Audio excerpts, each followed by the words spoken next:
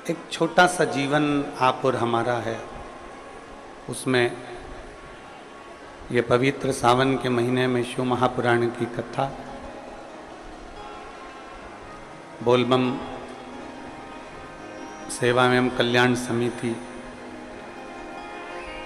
प्रदेश अध्यक्ष दया सिंह जी भिलाई छत्तीसगढ़ से, जिन्होंने इस केवल 5 दिन के अंदर इस पवित्र कथा का लाभ संपूर्ण भिलाई छत्तीसगढ़ वालों को दिया है। एक बार जोरदार ताली बजाकर साथ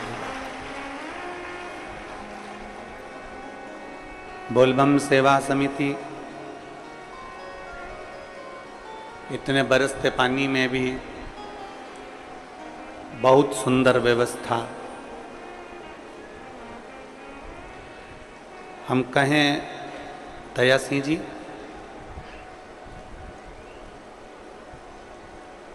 अभी इससे पहले हमारे यहाँ सीहोर में कथा थी गुरु पूर्णिमा की, पानी बहुत तेज था। आपके यहाँ तो न जाने भोलेनाथ जी ने कैसी कृपा करी है कि सब व्यवस्थित बैठे हुए हैं। वहाँ तो पानी इतना गिर रहा था कि लोगों को उठकर बीच में जाना पड़ रहा था। या तो आपने इतने दिन बाबा की जो पालकी निकाली है, बारात निकाली है, यात्रा निकाली है, शिव जी का आप पर बड़ा प्रेम है, इसलिए बाबा ने ये सारी व्यवस्था बहुत अच्छी कर दी। बहुत साधुवाद, आपको बहुत बहुत साधुवाद। मिले ये मानव देह है, ये मानव शरीर, तो इस शरीर के अनुकूल भगवान शिव की अविरल भक्ति को जरूर धारण करना चाहिए। सावन महीने की इस पवित्र बेला पर छाता लगाकर अपने साथ में पन्नी लेकर, आसन लेकर आप लोग पंडाल में पहुंचे हो।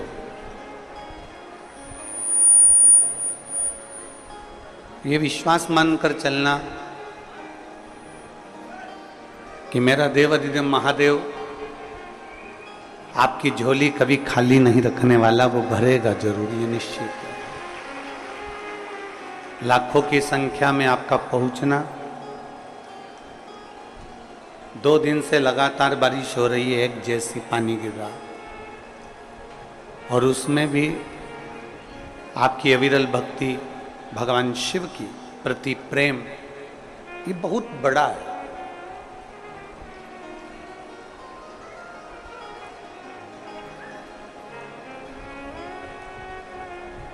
कल भी कथा में कहा था, एक विश्वास व्यक्ति को परमात्मा के नजदीक लेकर जाता है, एक भरोसा, एक दृढ़ता व्यक्ति को परमात्मा के करीब में पहुंचाता है।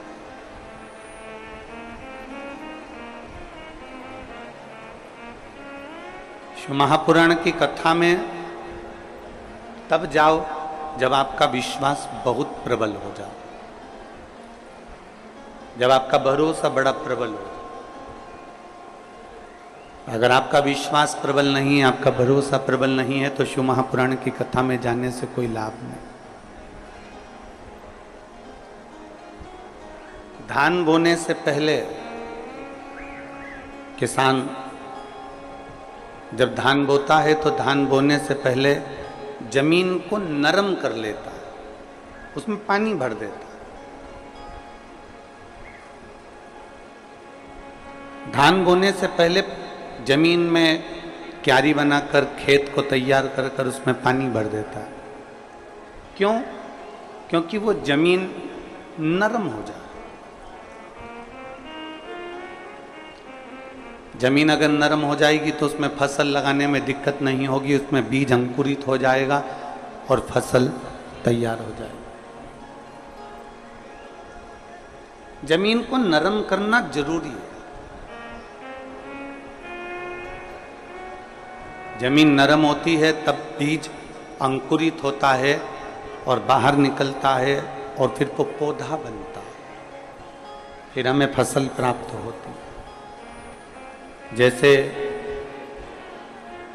नरम भूमि में बीज लगाने पर बीज अंकुरित हो जाता है, उसी तरह शंकर भगवान की कथा कहती है कि अपने अंदर इतनी नम्रता लेकर आ जाओ, इतनी नम्रता लेकर आ जाओ कि तुम्हारे मुख से एक बार श्री शिवाय नमस्तुभ्यम निकले और वो बीज अंकुरित हो जाए और तुम्हारा कल्याण हो जाए। इतनी नम्रता।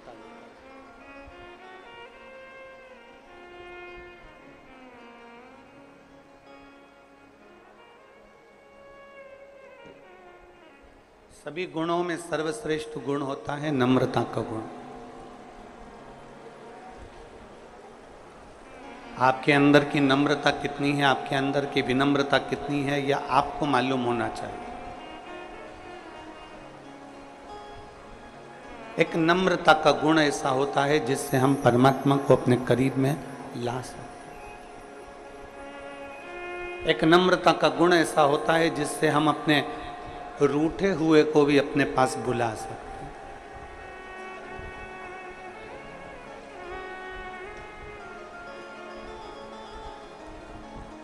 नम्रता का गुण। कल एक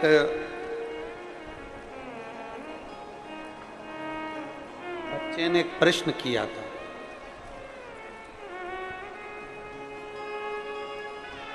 उस बच्चे ने कहा था कि गुरुजी, पत्र में उसने लिखा था, अब वो पत्र हमको ढूंढना पड़ेगा कल वाला।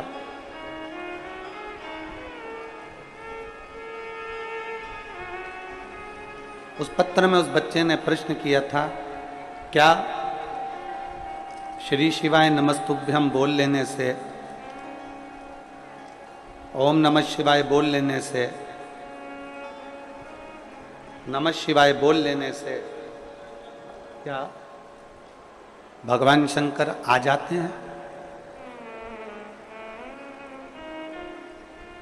क्या शिव आते हैं? क्या भगवान देवाधिदेव महादेव आ जाते हैं? मान लो श्री शिवाय नमस्तुभ्यम, वो पत्र हमको यहाँ पर मिल नहीं रहा, पर वो पत्र उस लड़के ने जो लिखा, क्या श्री शिवाय नमस्तुभ्यम बोलने से भगवान शिव आते हैं? क्या ओम नमः शिवाय बोलने से भगवान शिव आते हैं? क्या नमः शिवाय बोलने से भगवान शिव आते हैं? आप सब छत्तीसगढ़ की मेरी जीजियां बैठी हैं, मेरे जीजा बैठे हैं, मेरी बेटियां, मेरे बेटा, मेरी माताएं, मेरे भाई सब बैठे हैं।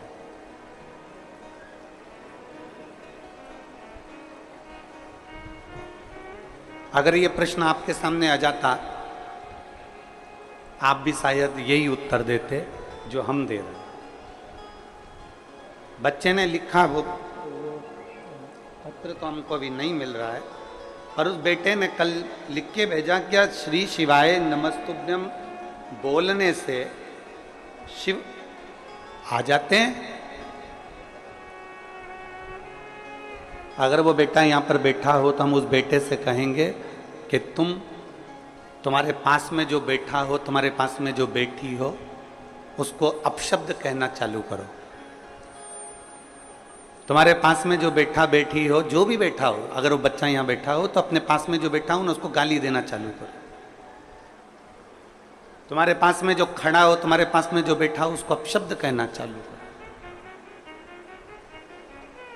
जब आप अपशब्द कहोगे, गाली दोगे, जिसको तुम गाली दे रहे हो, जिसको तुम अपशब्द कह रहे हो, उसको क्रोध आएगा कि नहीं आएगा?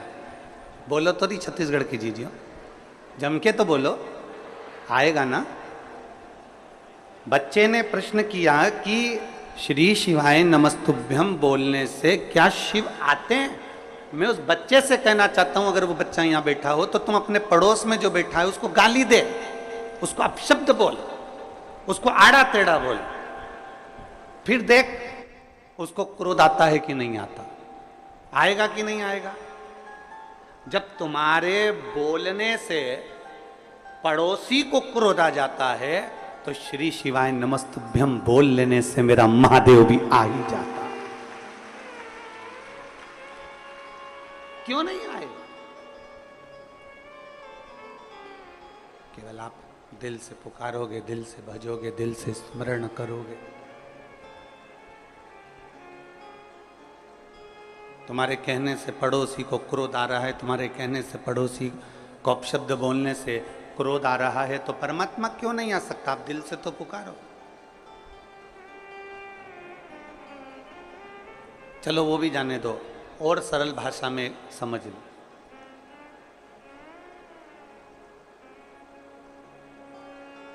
एक कोई जीव जंतु है ना, एक बिल्ली है, कुत्ता है, गौ माता है, तुम्हारे घर में कोई खरगोश है, कोई तोता है, कोई पक्षी है, कोई कुछ भी है, उसको तुम बहुत प्रेम से जब पुकारते हो, बहुत प्रेम से पुकारते हो, तो वो पक्षी, वो पशु,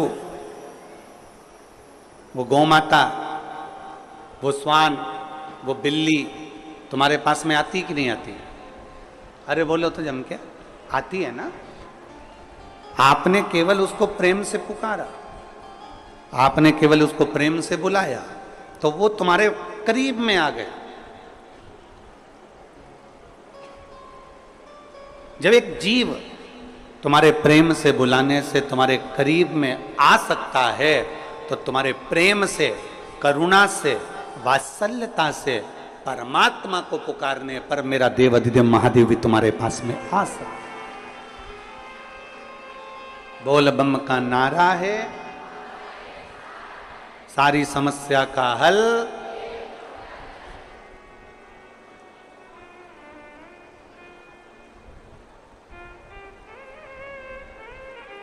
कुछ मेहनत हाथ की, बाकी कृपा भोले। आप पुकारो दिल से, वो आएगा। आप दिल से भजो, वो आएगा। एक बहुत पहले एक लाइन आप लोग गुनगुनाते थे, कौन कहता है भगवान आते नहीं, बेर शबरी के जैसे खिलाते।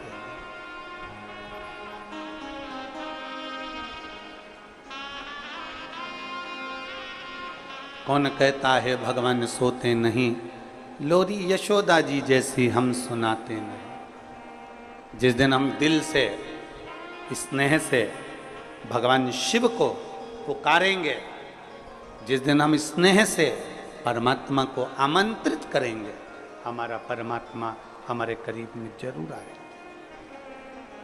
देरी नहीं लगा सकता।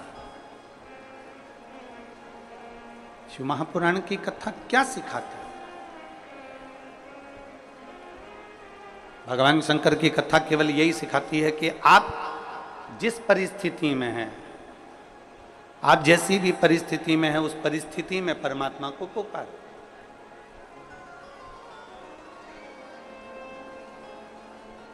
आप जिस परिस्थिति में, दुख की घड़ी है परमात्मा को पुकारो, सुख की घड़ी है परमात्मा को पुकारो।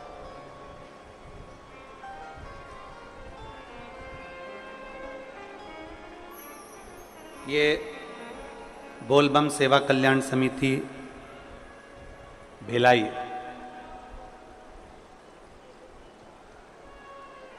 सावन महीने में पालकी निकालती है, यात्रा निकालती है। किसके आश्रित होकर निकालती है? कोई समिति अपने आश्रित होकर नहीं निकालती। जिस देव अधिदेव महादेव की पालकी निकल रही है, जिस देव अधिदेव महादेव की पालकी का स्मरण हम कर रहे हैं, वो पालकी भी अगर निकल रही है तो उसके आश्रित होकर ही निकल रही है। ये कथा भले बोलबम सेवा कल्याण समिति करा रही है, दया सिंह जी अध्यक्ष हैं प्रदेश इस समिति से, तो वो इस कथा को करा रहे हैं, पर माना जाए ये कथा के लिए निमित्त दया सिंह जी को बनाया, कल्याण समिति को बनाया, पर कराने वाला तो सावन के महीने में मेरा देव अधिदेव महादेव है। निमित्त इनको बना दिया, पर कराने वाला वो देव अधिदेव महादेव है।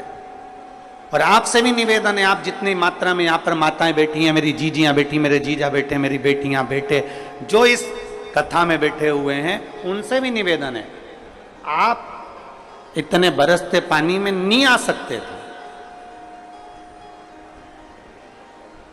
आप इतने बरसते पानी में नहीं आ सकते, पर आपको कथा तक लेकर आना, कथा में बिठाना और कथा श्रवण करने का बल प्रदान करना, ये किसी के बस की बात नहीं, केवल देवाधिदेव महादेव के बस की बात। किसकी सामर्थ्य था?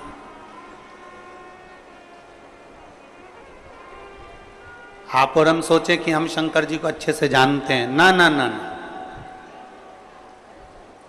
ना जाने कितने तपस्वी तप कर कर कर चले गए, ना जाने कितने साधक साधना कर कर कर चले गए, ना जाने कितने व्रत कर कर कर चले गए, कितनी उपासना कर कर कर चले गए, पर वो भगवान शिव को नहीं जान पाए।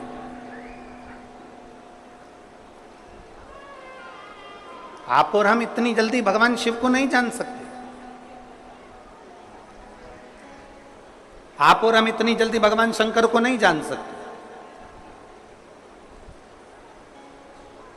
कितने तपस्वी, कितने साधक, कितने उपासक, कितने व्रत करने वाले, कितने साधना करने वाले भगवान शंकर की भक्ति को धारण करते करते करते करते करते करते चले गए, पर शिव को नहीं जाना।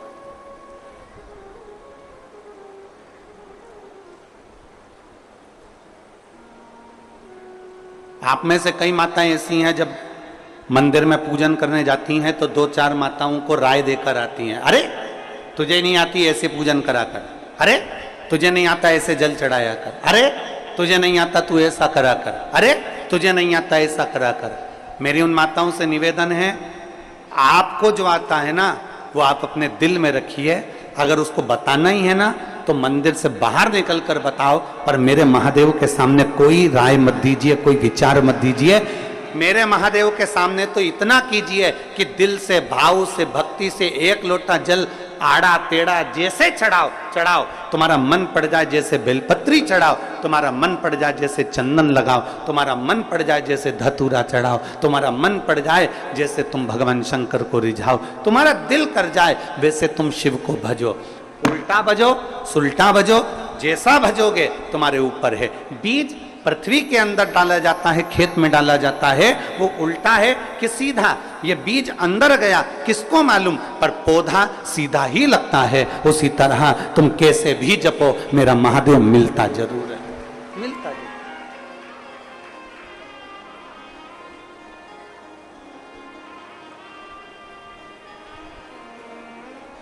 हमारी आदत होती है, हम 4 लोगों को जाकर बताते हैं, तूने ऐसा गलत कर दिया, तूने ये गलत कर दिया। नहीं, शिव के सामने नहीं।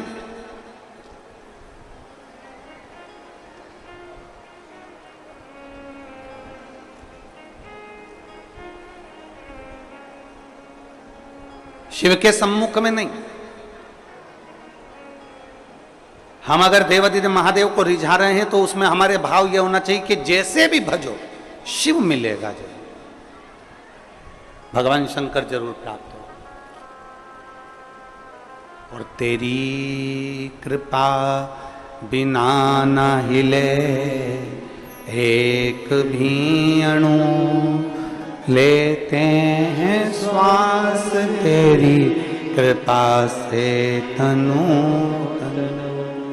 बखान क्या करूं मैं राखों के ढेर का, चपटी भगोत में खजाना कुबेर का। हे गंगाधार मुक्ति द्वार ओमकार तू, भोले ओमकार तू। आयो शरण तिहार शंभु तार तार। जिस भाव से भजो, जिस मन से भजो। अरे मरा मरा मरा मरा मरा मरा मरा मरा मरा मरा मरा मरा मरा मरा मरा मरा मरा मरा मरा कहकर भी पार उतर गए।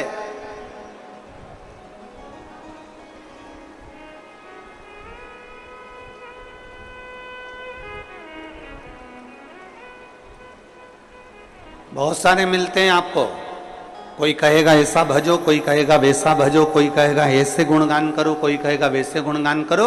शिव महापुराण की कथा कहती है तुम्हारा दिल जैसे कर जाओ, तुम्हारा मन जैसे कर जाओ। आप में से कई माताएं ऐसी बैठी है जो सावन के सोमवार का व्रत करती हैं। कौन कौन ने करा था सावन के सोमवार का व्रत? हमने भी करा था, तो हम भी उठाए। ठीक है, आप लोगों ने व्रत किया ना।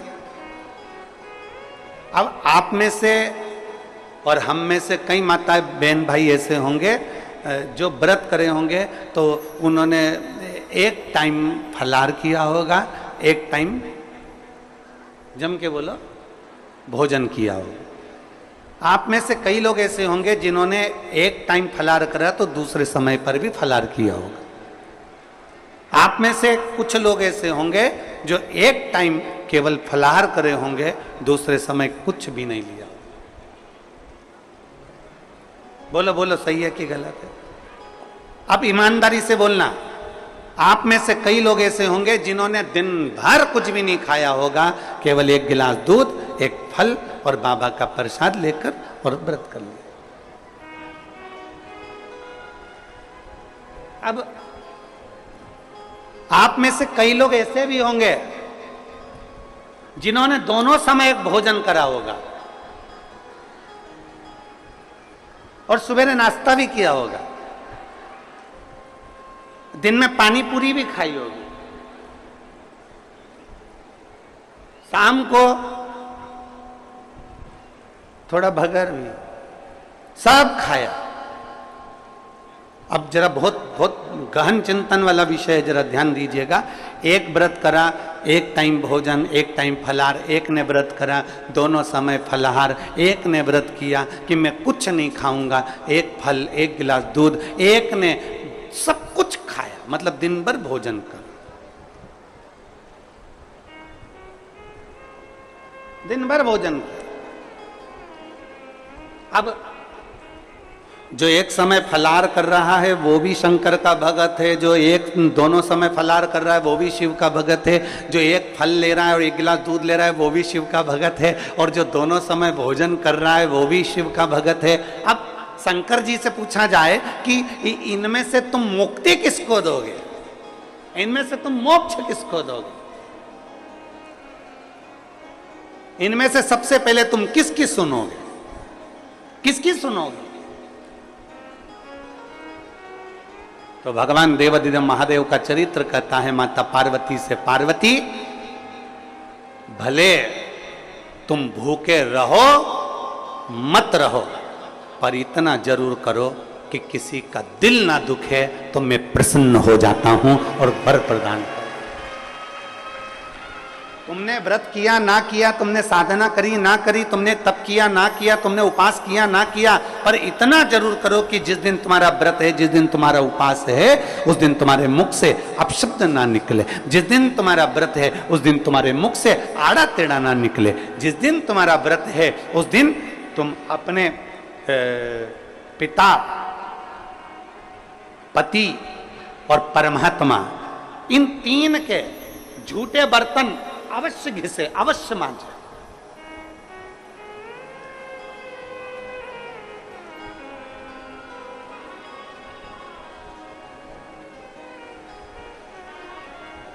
घर के सारे बर्तन, बर्तन मांजने वाली कोई आए वो मांजे, मना नहीं है, पर 3 बर्तन अपने को खुद मांजना चाहिए। पहले नंबर पर पिता के झूठे बर्तन, दूसरे नंबर पर पति के झूठे बर्तन, और तीसरे नंबर पर परमात्मा के झूठे बर्तन हमें स्वयं मांजना चाहिए, हमें स्वयं। इन 3 के बर्तन अगर दूसरे मांजते हैं तो आधे से ज्यादा वस्तु पर हक जो बर्तन मांजता है उसका हो जाता है। अब तुम समझ लेना अच्छे से, हम इसको बहुत विस्तार से नहीं कहेंगे। मालूम पड़े पिता के झूठे बर्तन अगर आप मांज रहे हो, पिता के सामने आप झूठे बर्तन उठा रहे हो, पिता के सामने आप बर्तन लेकर जा रहे हो, पिता के सामने आप उनके बर्तनों को मांज रहे हो, पिता के सामने आप उनके बर्तन उनके कमरे में उठाने जा रहे हो, पिता के सामने आप उनके झूठे बर्तन ले जाकर घिस रहे हो, मांज रहे हो, साफ कर रहे हो, तो पिता आपको देखेंगे तो उनके मन में आएगा मेरी बहू कितनी अच्छी है, देखो सारे बर्तन वो मांजने वाली मांजती है पर मेरा झूठा बर्तन मेरी बहू मांजती है, तो पिता अपनी तिजोरी का माल निकाल के चुपचाप से तुमको दे दे। ये मेरी बहू है,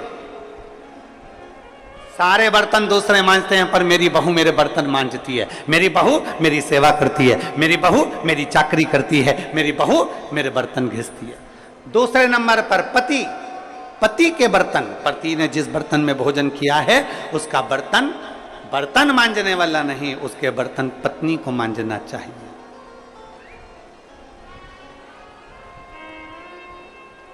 और अगर पति के झूठे बर्तन कोई दूसरा मांजने लगता है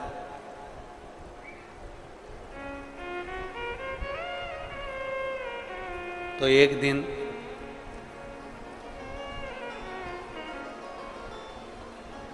सेठानी नौकरानी और नौकरानी सेठानी हो जाती है, कोई भरोसा नहीं। बहुत सावधानी। पिता पति के झूठे बर्तन भी पत्नी को मांजना चाहिए। स्वामी के जब झूठे बर्तन मांजोगी पति की दृष्टि में आएगा सारे घर के बर्तन दूसरे मांजते हो पर मेरी पत्नी मेरे बर्तन मांजती है, मेरी पत्नी मेरे झूठे बर्तन उठाती है, मेरी पत्नी मेरे झूठे बर्तन संभालती है, मेरी पत्नी मेरे झूठे बर्तन उठाकर रखती है। मतलब उसकी दृष्टि में आपका भाव बढ़ता चले जाएगा। तो आपको जिस दिन तुम बोलो कि मुझे ये चाहिए, पति को याद आ जाएगा ये मेरी सेवा करती है, झूठे बर्तन तक संभालती है, तो तुरंत साड़ी भी दिलाएगा, करवा चौथ पे अंगूठी भी दिलाएगा, निश्चित। एक पिता, एक पति, और तीसरे नंबर पर बोलो, सब बोलो जम के जरा, परमात्मा। तुम्हारे घर में भगवान का मंदिर है, तुम्हारे घर में छोटा सा शिवालय है, तुम्हारे घर में छोटा सा देवालय है, तुम्हारे घर में छोटा सा मंदिर बना हुआ है, उस मंदिर में तुम भगवान की पूजन करती हो, पूजन करने के बाद भगवान को स्नान कराती हो, स्नान करा हुआ बर्तन रखा रहता है, लोटा रखा रहता है जल चढ़ाने वाला, भगवान के भोग लगाने की छोटी सी कटोरी होती है, भगवान को पानी पिलाने का छोटा सा लोटा होता है, कलश होता है, झारी जी होती है या कोई गिलास होता है। भगवान का बर्तन, परमात्मा का बर्तन घर की स्त्री को, घर की नारी को स्वयं मांजना चाहिए, वो बर्तन मांजने वाले को नहीं देना चाहिए, क्योंकि परमात्मा ये देखता है कि ये मेरे बर्तन मांज रही है, मैं इसको भंडार भर देता हूं। पिता, सब लोग बोलेंगे कौन कौन के बर्तन मांजना चाहिए, जम के बोलो, पिता, पति और परमात्मा। इन तीन के बर्तन, इन तीन के झूठे बर्तन, इन तीन के झूठे पात्र का घिसना, झूठे बर्तन को मांजना श्रेष्ठ। पिता, पति और परमात्मा।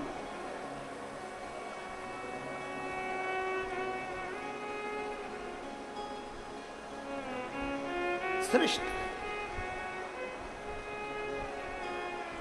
एक विश्वास अपने भीतर जागृत करें, और जिस दिन शंभु शरणे मांगू घड़ी रे,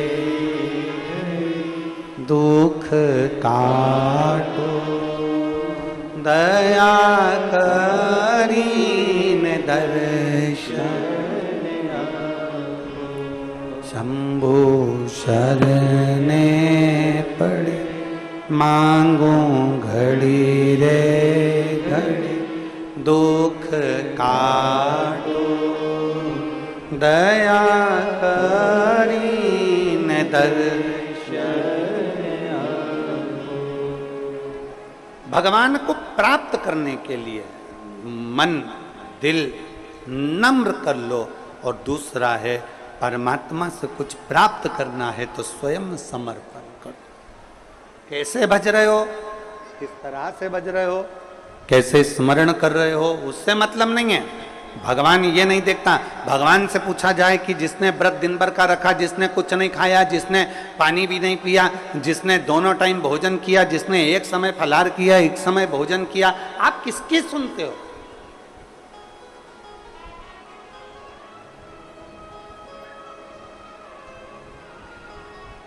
आप किसकी सुनोगे? तब भगवान शिव कहते हैं, तब भगवान शंकर कहते हैं,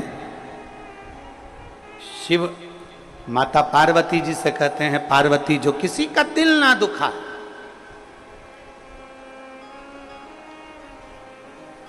जिसके मुख से कभी अपशब्द ना निकले,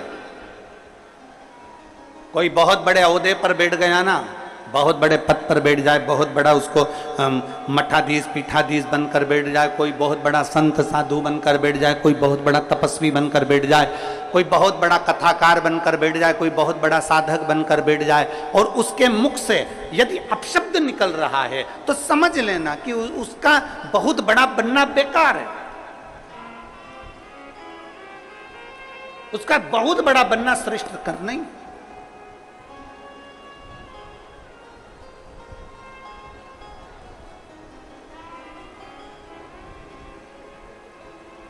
एक बहुत सुंदर कथा थी। एक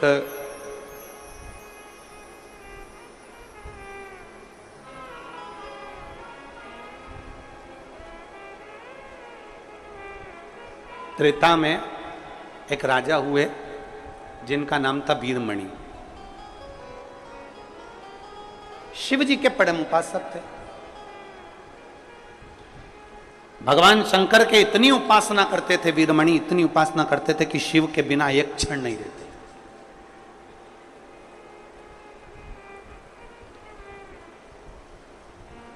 और देवपुर नाम के नगर में उनका निवास था। देवपुर नाम का एक नगर था त्रेता में, और उस नगर में वो निवास करते थे वीरमणि, बहुत विद्वान। वीरमणि स्वयं शंकर के उपासक थे, और वीरमणि का जो पुत्र था रुक्मंगद, वो भी शिव का उपासक। वीरमणि भी शंकर के उपासक थे, और उनका बेटा रुक्मंगद भी भगवान शिव की आराधना करते। कई वर्ष निकल गए तप साधना करते करते, कई साल निकल गए तप साधना करते करते, कई वर्ष उनके तप साधना में निकल गए, पर वीरमणि को शिव का दर्शन नहीं हुआ। वीरमणि को शंकर का दीदार नहीं हुआ, शंकर का दर्शन नहीं हुआ। कई वर्ष निकल गए, और मैंने तेरे ही भरोसे बाबा, तेरे ही भरोसे हवा बिच उड़ती जावांगी, बाबा डोर हत्तो छड़ी ना मैं कट्टी जावांगी, भोले मैं तेरी पतंग, शंभो मैं तेरी पतंग, हवा बिच उड़ती जावांगी, बाबा डोर हत्तो छड़ी ना मैं कटी जावांगी। वीरमणि को आज तक शिव का दीदार नहीं हुआ। आराधना करते करते करते करते, शंकर का भजन करते करते, शिव की उपासना करते करते बहुत समय निकल गया। देवपुर नगर का राजा वीरमणि साधना करते करते कई वर्ष निकल गए, पर शंकर का कोई दीदार, शिव दिखे ही नहीं। आप में से कई मेरी जीजियां बैठी हैं, रोज शंकर के मंदिर जाती हैं, रोज जल चढ़ाती हैं, रोज शंकर के मंदिर में झाड़ू लगाती हैं, रोज शंकर जी के मंदिर में पोछा लगाती हैं, रोज शिव जी के मंदिर में दीप लगाती हैं, रोज शंकर जी को बेलपत्र चढ़ाती हैं, उनका श्रृंगार करती हैं।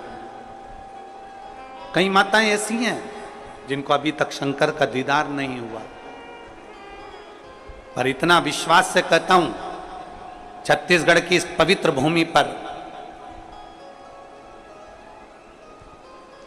इतना विश्वास से कहता हूं, भले शंकर का दर्शन नहीं हुआ हो, पर इतना विश्वास से कहता हूं कि मेरे बाबा ने तुम्हारी झोली खाली तो रखी नहीं होगी, भर जरूर दी।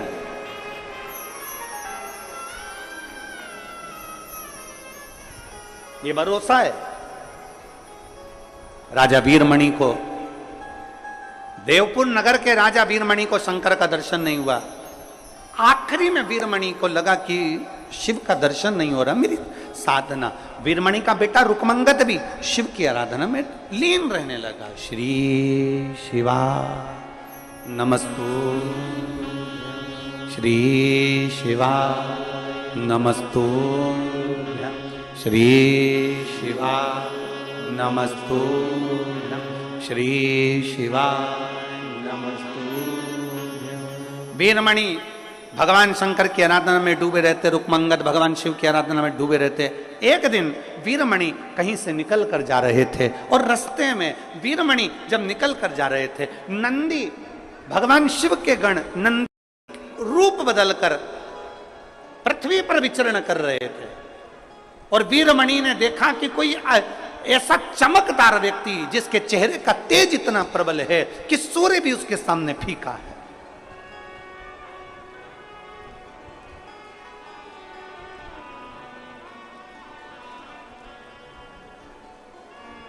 जिसके चेहरे का तेज इतना प्रबल है कि सूर्य भी जिसके सामने फीका।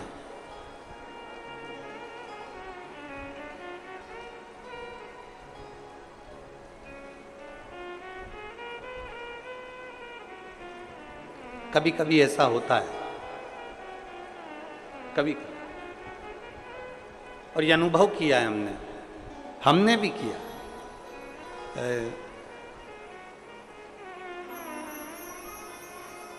सीहोर सीवन नदी से कुबेरेश्वर धाम की दूरी है 11 किलोमीटर।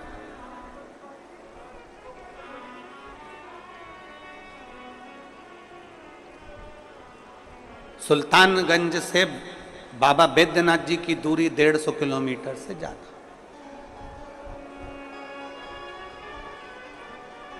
सुल्तानगंज से कावड़ लेकर बैद्यनाथ बाबा के चरणों में जाना, पहुंचना, थकान भी हो जाएगी, चल भी लोगे, पहुंच भी जाओ।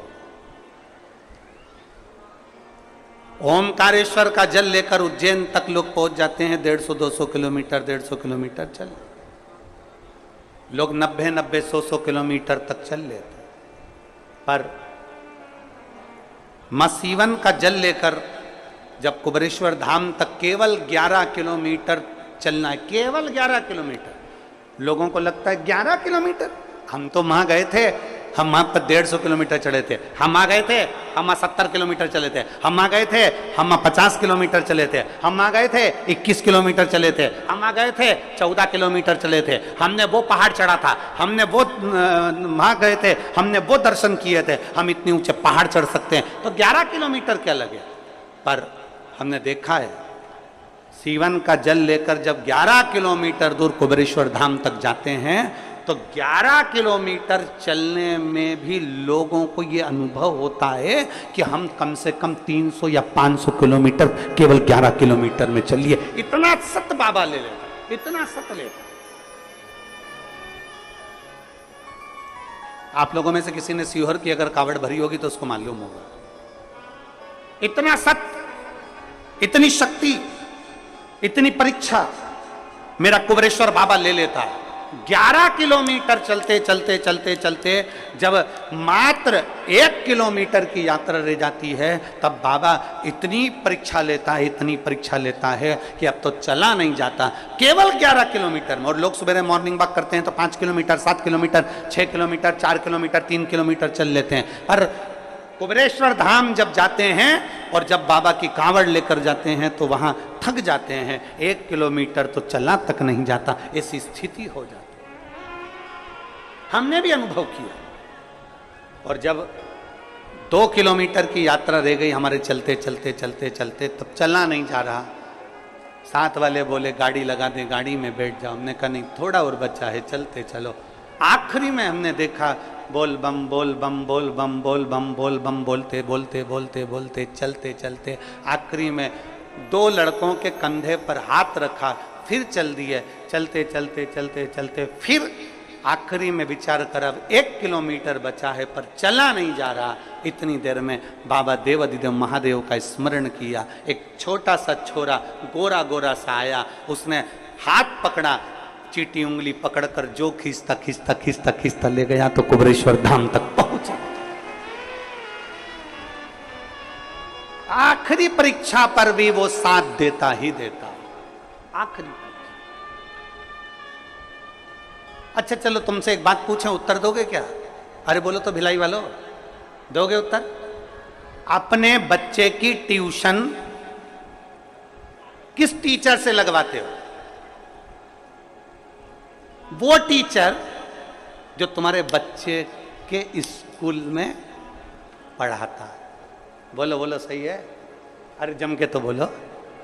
किसी दूसरे टीचर के पास अपने बच्चे को नहीं भेजते, क्योंकि स्कूल का टीचर होगा तो एग्जाम के टाइम पर थोड़ा सा देख लेगा। बोलो बोलो सही है? एग्जाम के समय पर थोड़ा सा देख लेगा। स्कूल का टीचर होगा तो थोड़ा सपोर्ट कर देगा। तो ट्यूशन कहां लगाई? स्कूल के टीचर के पास लगाई। क्यों? क्योंकि 1-2 महीना, 4 महीना, 6 महीना, 8 महीना, 3 महीना जब उसके पास पढ़ेगा तो एग्जाम के टाइम पर वो टीचर उसको देख लेगा। बस इसलिए हमने ट्यूशन उस बच्चे की उसके पास लगाई, क्योंकि वो 2-3-4 महीना पढ़ेगा, 2-4 महीना रोज रोज रोज रोज प्रतिदिन उसके पास पढ़ेगा तो उसकी निगाह में रहेगा। निगाह में रहेगा तो परीक्षा में वो देख लेगा। उसी तरह हम 1 लोटा जल लेकर रोज रोज रोज रोज शंकर के मंदिर जाएंगे तो हमारी विपदा की घड़ी में वो भी देख लेगा। ये निश्चित हमारी विपदा की घड़ी में वो देख लेगा। और अंत समय प्रभु आना पड़ेगा, वचन दिया तो निभाना पड़ेगा। आए ना आए प्रभु कुटुंब कबीरा, अंत समय प्रभु आना पड़ेगा, वचन दिया तो निभाना पड़ेगा। अंत समय प्रभु आना पड़ेगा, और वचन दिया तो निभाना पड़ेगा। एक बहुत चमक सा चेहरा था वीरमणि को। लगा इतना सुंदर तो मैंने किसी पुरुष को देखा ही नहीं, इतना सुंदर पुरुष तो मैंने देखा ही नहीं। इसकी सुंदरता कितनी है, और ये चमक ये दमक फुलवन में महक सब कुछ सरकार तुम्हीं से है। इतना सुंदर मैंने नहीं देखा। वीरमणि ने सोचा इतनी सुंदरता किसी पुरुष में आज तक मैंने नहीं देखी, इतनी सुंदरता। वीरमणि उनके पास में चले गए, प्रणाम करा। मैं देवपुर नगर का राजा हूं, मेरा नाम वीरमणि है, मेरा नाम वीरमणि है, मैं देवपुर नगर का राजा हूं।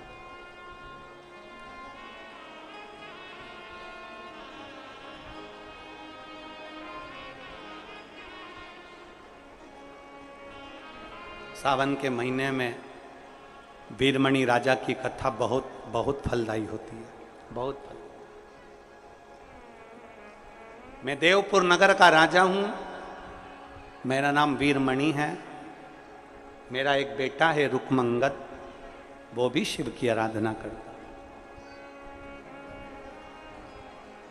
मैं भी शंकर की आराधना करता हूं। हम दोनों शिव आराधना में लगे रहते हैं, पर आज तक हमने शंकर का दर्शन नहीं किया। वीरमणि कह रहे हैं, किससे कह रहे हैं? जिसके चेहरे पर बड़ा चमक थी, जिसके चेहरे पर बड़ा तेज था। एक चमक ब्यूटी पार्लर की होती है, वो ऐसी बरसात में धुल के निकल जाती है, और एक चमक ऐसी होती है जिसको पार्लर की जरूरत नहीं पड़ती, जो भगवान के तेज से चमकता है और उसके चेहरे पर वो तेज बना ही रहता है। एक चमक वो है। मैं वीरमणि राजा देवपुर नगर का निवासी हूँ।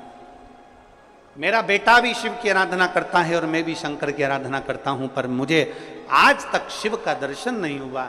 जैसे ही नंदी सुने, नंदी ने मन में सोचा, नंदी ने विचार करा, पूछा क्या आप मुझे पहचानते हो? इतने में वीरमणि राजा ने कहा हम आपको नहीं पहचानते। आप कौन है? हम नहीं जानते। आप कौन है? हम नहीं पहचानते।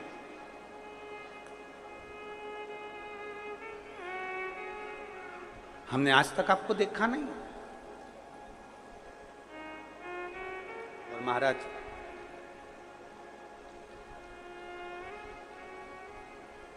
बात उतनी ही करना चाहिए जितनी समेटी जा सके।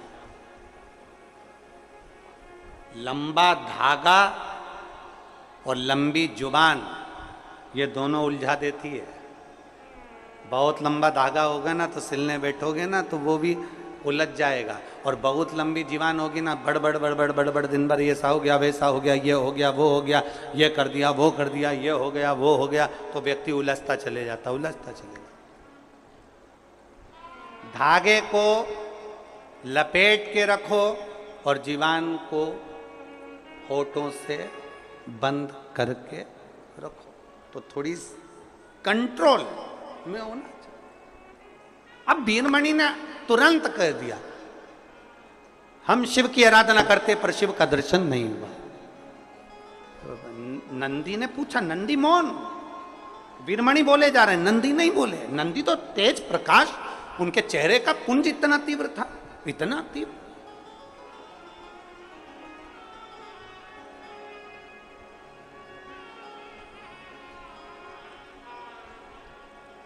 कभी कभी होता है, एक पत्र देखिए,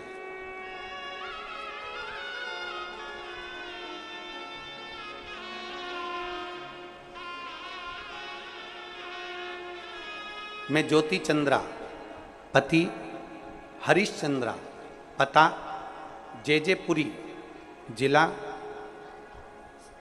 शक्ति, छत्तीसगढ़ से हूं। कहीं बैठे हो तो हाथ हिला सकते हैं। ज्योति चंद्रा, पति हरीशचंद्रा, पता जेजेपुरी, जिला शक्ति, छत्तीसगढ़ से आए हैं। हाँ, बच्चा आया है साथ में? हाँ, लिया लिया लिया। हमारी शादी को 11 साल हो गए थे गुरुदेव। 11 साल से हमारे यहाँ कोई औलाद नहीं थी। ऐसा कोई डॉक्टर नहीं है, चाहे वो मध्य प्रदेश का हो, चाहे छत्तीसगढ़ का हो, चाहे वो उत्तर प्रदेश का हो, हमने सबको जांच कराई, पर हमारे यहाँ संतान का सुख डॉक्टर ने मना कर दिया था, औलाद नहीं हो। तब मेरी दीदी ने मुझसे कहा कि वो शिव पुराण की कथा टीवी पर आती है, उसको सुन। हम पति पत्नी ने आसन लगाकर टीवी के सामने बैठकर आपकी पहली बार कथा सुनी और बाबा से यही मांगा कि हमारे घर में संतान हो जाए। पशुपतिनाथ का व्रत किया, पर मेरे घर में औलाद नहीं हुई। एक बार नहीं, 2 बार नहीं, 3 बार हमने पशुपति व्रत कर लिया, पर औलाद नहीं। तब डॉक्टर ने तो कह दिया था कि तुम्हारे यहां औलाद नहीं होगी, अब करे तो करे क्या। आखिरी में हमने विचार कर लिया कि अब व्रत भी नहीं करेंगे, कुछ ना करें। मैं शंकर जी के मंदिर में 1 लोटा जल चढ़ाने के लिए गई और जल चढ़ाते समय एक बड़ी सुंदर सी स्त्री, बड़ी सुंदर स्त्री, जिसके चेहरे का तेज इतना प्रबल था, वो स्त्री मुझसे कहती है कि तूने कमर पर सफेद आंकड़े की जड़ नहीं बांधी? एक बार फिर पशुपति व्रत कर और सफेद आंकड़े की जड़ बांध। उस स्त्री ने मुझे बेलपत्र चढ़ाने का नियम बताया और मैंने वैसा की वैसा ही किया। पशुपति व्रत किया, सफेद आंकड़े की जड़ बांधी और बाबा की कृपा से 11 साल के बाद मेरा गर्भ ठहर गया और मेरे यहाँ 11 साल बाद औलाद ने जन्म। अब ये कथा जो चल रही थी वो कथा चल रही है आपके चेहरे के तेज पुंज पर, और वो बात इस पत्र में है, वो बात इस पत्र में लिखी। 3 बार व्रत करने के बाद भी औलाद नहीं हुई। आखिरी में सोच लिया कि डॉक्टर ने कहा था कि तुम्हारे यहाँ संतान नहीं होगी, मतलब नहीं होगी। परंतु आखिरी में सोचा कि शिव जी को जल तो चढ़ाना चाहिए। मंदिर गई, एक सुंदर सी स्त्री सामने आई और उसने कहा सफेद आंकड़े की जड़ बांधना रह गई है, वो तू बांध। ध्यान देना, नंदी को लगा क्या मुझे ये पहचान गया, नंदी को लगा क्या ये मुझे पहचान गया, क्या मुझे ये जान गया।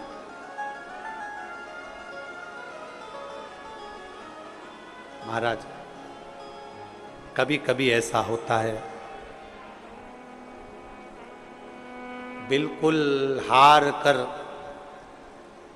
परास्त होकर एकदम जब हम नीचे की ओर आते हैं, तुमने जो एक लोटा जल चढ़ाया होता है, शंकर की आराधना करी होती है, तुम्हारे मन में जो विश्वास प्रबल हुआ होता है, वो विश्वास तुम्हारे सामने किसी न किसी के रूप में सम्मुख में आकर खड़ा होता है और वो कह देता है अभी हिम्मत मत हार, तेरे साथ शिव खड़ा।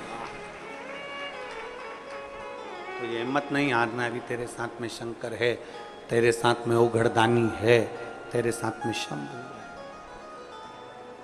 क्यों हार, क्यों?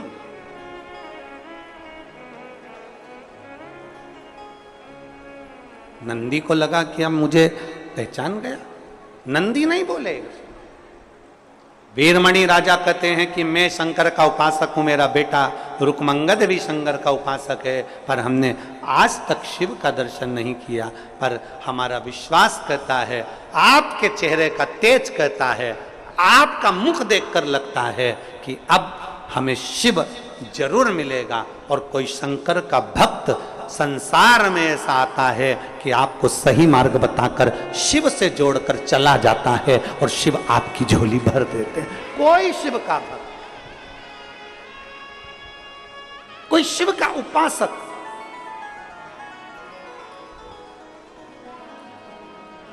कोई शिव का भक्त, कोई शंकर का उपासक, कोई शंकर का गुणगान करने वाला, कोई शिव को भजने वाला, कोई एक संसार में ऐसा आ जाता है, उसकी चमक, उसका चेहरा बता दे, वो कह दे कि शिव की आराधना ऐसा।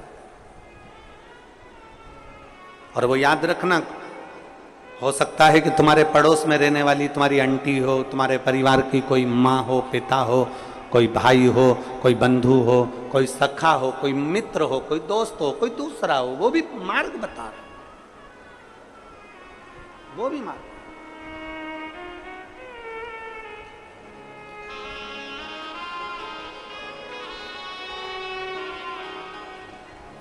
वो भी मार्ग बता दे, वो भी कर। आ जाओ।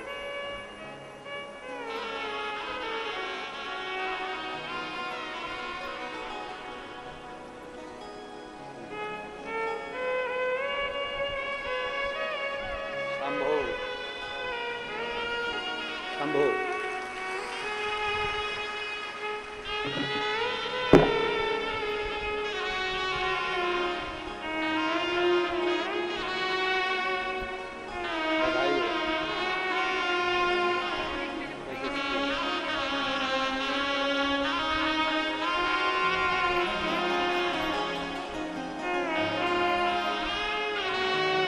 ग्यारह साल के बाद संतान हुई, एक बार जोरदार ताली बजाकर साधु था।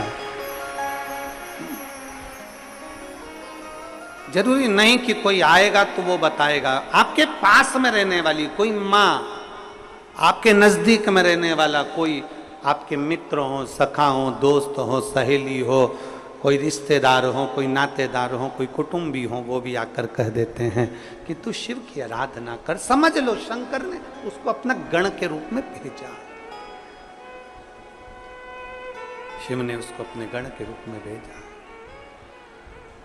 और मैंने तेरे ही भरोसे बाबा, तेरे ही भरोसे हवा बिच उड़ती जावांगी, बाबा डोर हथो छड़नी ना मैं कट्टी जावांगी, भोले मैं तेरी पतंग, शंभू मैं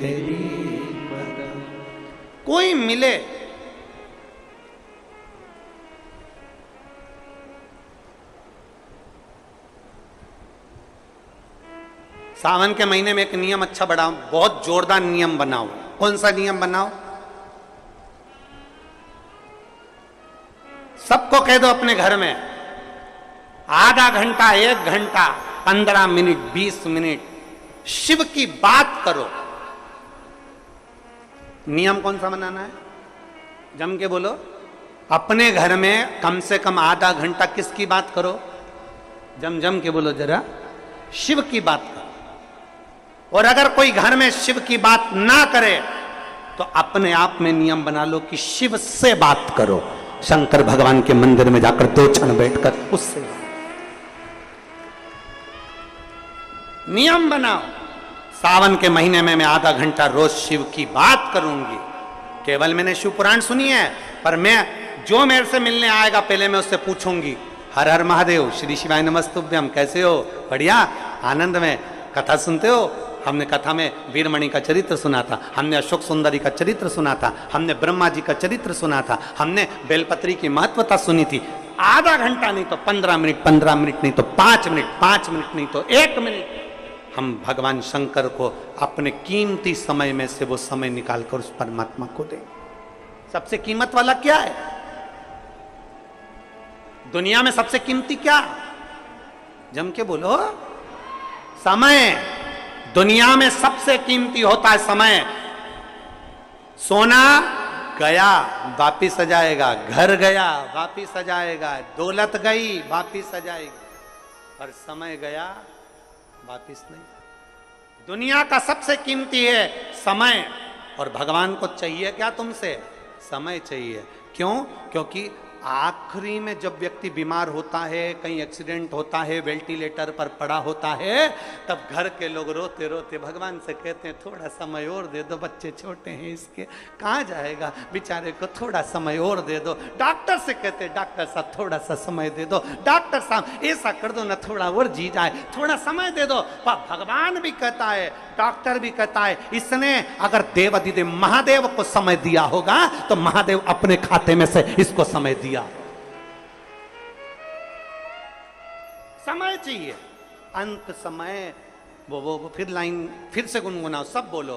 अंत समय प्रभु और वचन दिया तो ऐसे एलेन तो निखिलेश दोनों चुप हो जाओ, एलेन की आवाज मेरे तक आना चाहिए। फिर से बोलो जरा।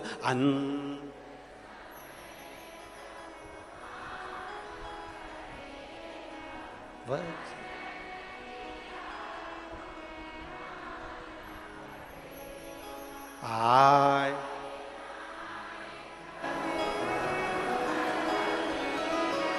अंत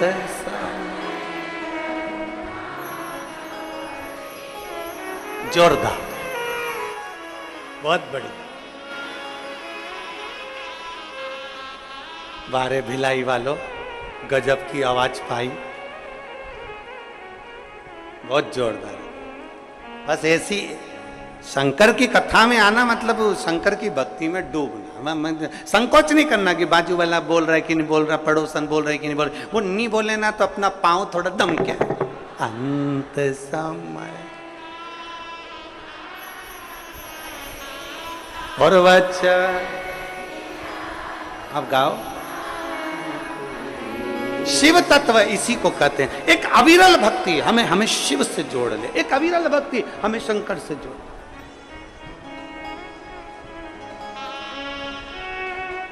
और तू ही आना रे भोलेना, मरने लेने तू ही आना, कोई दूसरा नहीं आए, कोई नहीं। अंत समय में वो आए,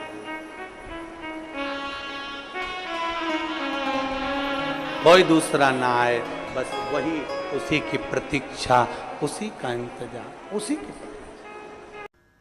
ये रविवार के दिन पीपल के नीचे क्यों नहीं जाते, उसकी कथा चल रही है, बड़ी विशाल है, जरा सुन लो। अब निकली है कथा तो अच्छे से सुन लो, तो कम से कम तुम भी तो दूसरों को बता सकती हो। अब भगवान नारायण लक्ष्मी के साथ जैसी पीपल के वृक्ष के नीचे आए, आते से भगवान नारायण ने लक्ष्मी जी से कहा, लक्ष्मी तुम्हारी बहन बैठी है। लक्ष्मी जी ने मिठाई का डब्बा दिया। मिठाई का डब्बा देते ही दरिद्रता ने मिठाई का डब्बा फेंक दिया और फेंक कर बोली, लक्ष्मी तू जानती नहीं है मुझे क्या पसंद है और मेरे लिए तू मिठाई लेकर आई है। लक्ष्मी जी ने कहा, जी मैं जानती हूं तुझे क्या पसंद है, तुझे खट्टा और तीखा पसंद है। क्या पसंद है? खट्टा और तीखा। मैं जानती हूं तुझे खट्टा और तीखा पसंद है, पर मैंने सोचा तेरी शादी हो गई है, शादी होने के बाद तो तुझे मीठा पसंद आएगा। तो इतने में दरिद्रता बोली, अरे लक्ष्मी तूने मेरा अपमान करा है, मेरे लिए मिठाई लेकर आई है, लाना था तो मेरे लिए खट्टा और तीखा लेकर आना था।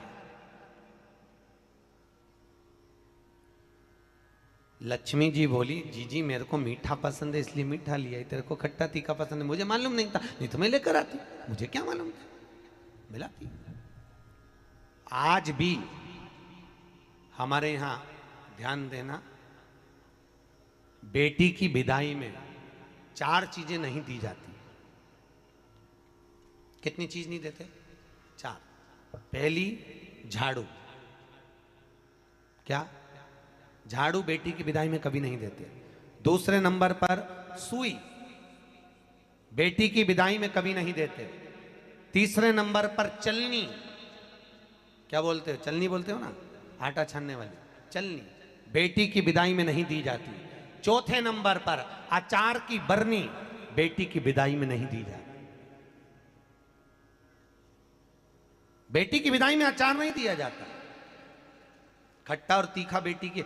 और जिस घर में मायके से बेटी की विदाई में अचार दिया जाता है, उस घर में बेटी कभी सुखी नहीं रह सकती। लिख के रख ले, उसको कुछ ना कुछ तकलीफ रहेगी। कभी सास, कभी ननन, कभी पति, कभी कोई उसको ताने देता ही रहेगा। वो सुखी नहीं रह सकती। अगर घर में किसी से सुखी रहेगी तो शरीर से सुखी नहीं रहेगी। अगर मायके से अचार बेटी की विदाई में दिया गया है तो। अब कई बेटियों का तो बड़ा शौक रहता है, क्योंकि बेटियों के जो ससुर होते हैं ना, ये लोग बड़े होशियार होते हैं। ये कहते हैं, बेटा तेरी माँ के हाथ का अचार अच्छा लगता है, जरा बनवा के लिया। अब इन मूर्खों को समझाए कौन कि अचार तो खा लोगे, पर बापड़ो पचाओगे कैसे? खाना सरल है, पचाना कठिन। नहीं दिया जाता। आपने देखा है दरवाजे के ऊपर दुकान पर नींबू और मिर्ची टंगे रहते हैं। किस किस के यहां देखा है? देखा है किसी ने कि नहीं देखा है? हाथ तो उठाओ। सबने देखा है दरवाजे पर नींबू मिर्ची टंगा रहता है। क्यों टंगा रहता है? कई लोग कहते हैं नजर से बचाता है, कई लोग कहते हैं हाय से बचाता है। हाय नजर से नहीं। विष्णु पुराण की कथा और शिव महापुराण वर्णन कर रही है, नींबू मिर्ची दरवाजे पर इसलिए टांगा जाता है क्योंकि लक्ष्मी और दरिद्रता, ये दोनों बहनों प्रतिदिन हर एक व्यक्ति के घर में आना चाहती है। लक्ष्मी और दरिद्रता दोनों घूमने निकलती है, रोज निकलती है घूमने के लिए, और रोज सबके घर में आती है, प्रतिदिन आती है। बस अंतर इतना है कि दरवाजे पर नींबू और मिर्ची टांग देने से दरिद्रता अंदर नहीं जाती, बाहर की बाहर खाकर भाग जाती है, और मिठाई फ्रिज में रखी जाती है जिससे लक्ष्मी घर के अंदर पहुंच जाती है। हमारे यहाँ मीठा अंदर रखा जाता है जिससे लक्ष्मी अंदर आए, और नींबू मिर्ची बाहर इसलिए रखा जाता है कि दरिद्रता खाकर बाहर की बाहर चली जाए, हमारे घर में दरिद्रता ना आए, दरिद्रता प्रवेश ना करे। खट्टा और तीखा बाहर। इसलिए महाराज घर में नींबू और मिर्ची इन दोनों को अलग अलग डलिया में रखते हैं। फ्रिज में भी रखेंगे तो नींबू ऊपर रख देंगे तो मिर्ची नीचे रखेंगे, एक साथ नहीं रखते। जिसके घर में फ्रिज में भी अगर नींबू मिर्ची एक साथ में तो उसमें दरिद्रता का निवास। 1 रुपए कमाओगे, 1.25 रुपए खर्च होगा। घर में पैसा कभी नहीं जुड़ सकता अगर नींबू मिर्ची एक ही डलिया के अंदर है। एक डलिया के अंदर अगर नींबू मिर्ची है तो तुम कमाते रहो, खर्च होता रहेगा, पैसा जुड़ेगा नहीं, हाथ में रुपया दिखेगा नहीं। कितना भी दुकान पर बैठे रहे, भले 24 घंटे बैठे, पर पैसा नहीं दिखेगा। कमा कर लाएगा, मालूम पड़े 2-3 दिन में वो खर्च हो जाएगा, पर दिखेगा। दोनों को अलग कराया जाता है, नींबू अलग हो, मिर्ची अलग हो। दरिद्रता। महाराज दुसा मुनि दुर्वासा जी से पूछते हैं, इसको कहां लेकर जाऊं? मेरी पत्नी को कहां ले जाऊं? ये दरिद्रता जाए तो जाए कहां? इस दरिद्रता को कहां लेकर जाऊं? कहां रखूं इसको? इतने में दुर्वासा जी ने कहा, सुन दुसा मुनि, अपनी पत्नी दरिद्रता को अगर कहीं लेकर जाना है तो जो नारी, जो स्त्री शाम के समय पर चोटी करती हो, झाड़ू लगाती हो, या जो स्त्री दोपहर में सोती हो, उसके घर में इस दरिद्रता को लेके प्रवेश कर जाना। वैसे मुझे उम्मीद है करमाला की माताएं दोपहर में नहीं सोती होंगी, जो दिन में सोती हो, जिसके यहां रात में बर्तन झूठे पड़े रहते हो, जिसके यहां रात्रि में बर्तन झूठे पड़े हो, उसके घर में इसको लेकर प्रवेश कर जाए। प्रवेश दरिद्र। महाराज भगवान विष्णु ने दरिद्रता देवी को देखकर कहा, अरे ओ दरिद्रता देवी, लक्ष्मी जी की बड़ी बहन ज्येष्ठा, आप पीपल के वृक्ष के नीचे बैठी हो, इस पीपल के पेड़ के नीचे हम लक्ष्मी जी के साथ शनिवार के दिन आपसे मिलने के लिए आए हैं। शनिवार के दिन जो पीपल के वृक्ष के नीचे दिया लगाएगा, उसके घर में कभी संपदा की कमी नहीं होगी। सारे दिन पीपल के वृक्ष के नीचे हमारा निवास होगा। इतने में दरिद्रता खड़ी होकर बोली, रे नारायण, तुमने अपने मन की बात कह दी कि 7 दिन तुम्हारे होंगे, ऐसा नहीं हो सकता, इसमें एक दिन मेरा हो। तो भगवान विष्णु ने कहा, कौन सा दिन? दरिद्रता कहती है, रविवार के दिन इस पीपल के पेड़ के नीचे मैं नृत्य करूंगी, और अगर पीपल के वृक्ष के नीचे रविवार के दिन जो परिक्रमा करेगा या पीपल के पेड़ के नीचे आएगा, उसके साथ में उसके घर में प्रवेश करूंगी। इसलिए हमारे हिंदू धर्म में रविवार के दिन पीपल के पेड़ के नीचे नहीं जाया जाता, पीपल की पूजन नहीं करी जाती, पीपल की परिक्रमा नहीं करी जाती। कौन से दिन? जम के बोलो जरा, रविवार। और जिसके यहाँ दीवार पे पीपल लग जाता है, या कहीं पीपल का पेड़ लग गया अपने दीवार पर, घर में कहीं पर भी, तो पीपल निकालने का भी नियम है। अगर आप दीवार में से पीपल निकालोगे तो बार बार काटोगे, बार बार लग जाएगा, फिर काटोगे फिर लग जाएगा, फिर निकालोगे फिर लग जाएगा। दीवार में पीपल लगता ही रहता है। अगर दीवार के पीपल को निकालना है तो नींबू और मिर्ची, इन दोनों को 3 घंटे पहले पीपल के पेड़ के नीचे रख दीजिए, और रखने के बाद में फिर पीपल को रविवार के दिन उखाड़कर कहीं दूसरी जगह लगा दीजिए। उसके बाद कभी दीवार में पीपल नहीं लगेगा, कभी भी नहीं लगेगा। पर पहले 3 घंटे पहले नींबू मिर्ची अपन को पीपल के पेड़ के नीचे रखना पड़ेगा, तब पीपल निकलता। महाराज शंकर की कथा कह रहे, मेना, धन्य और कला, ये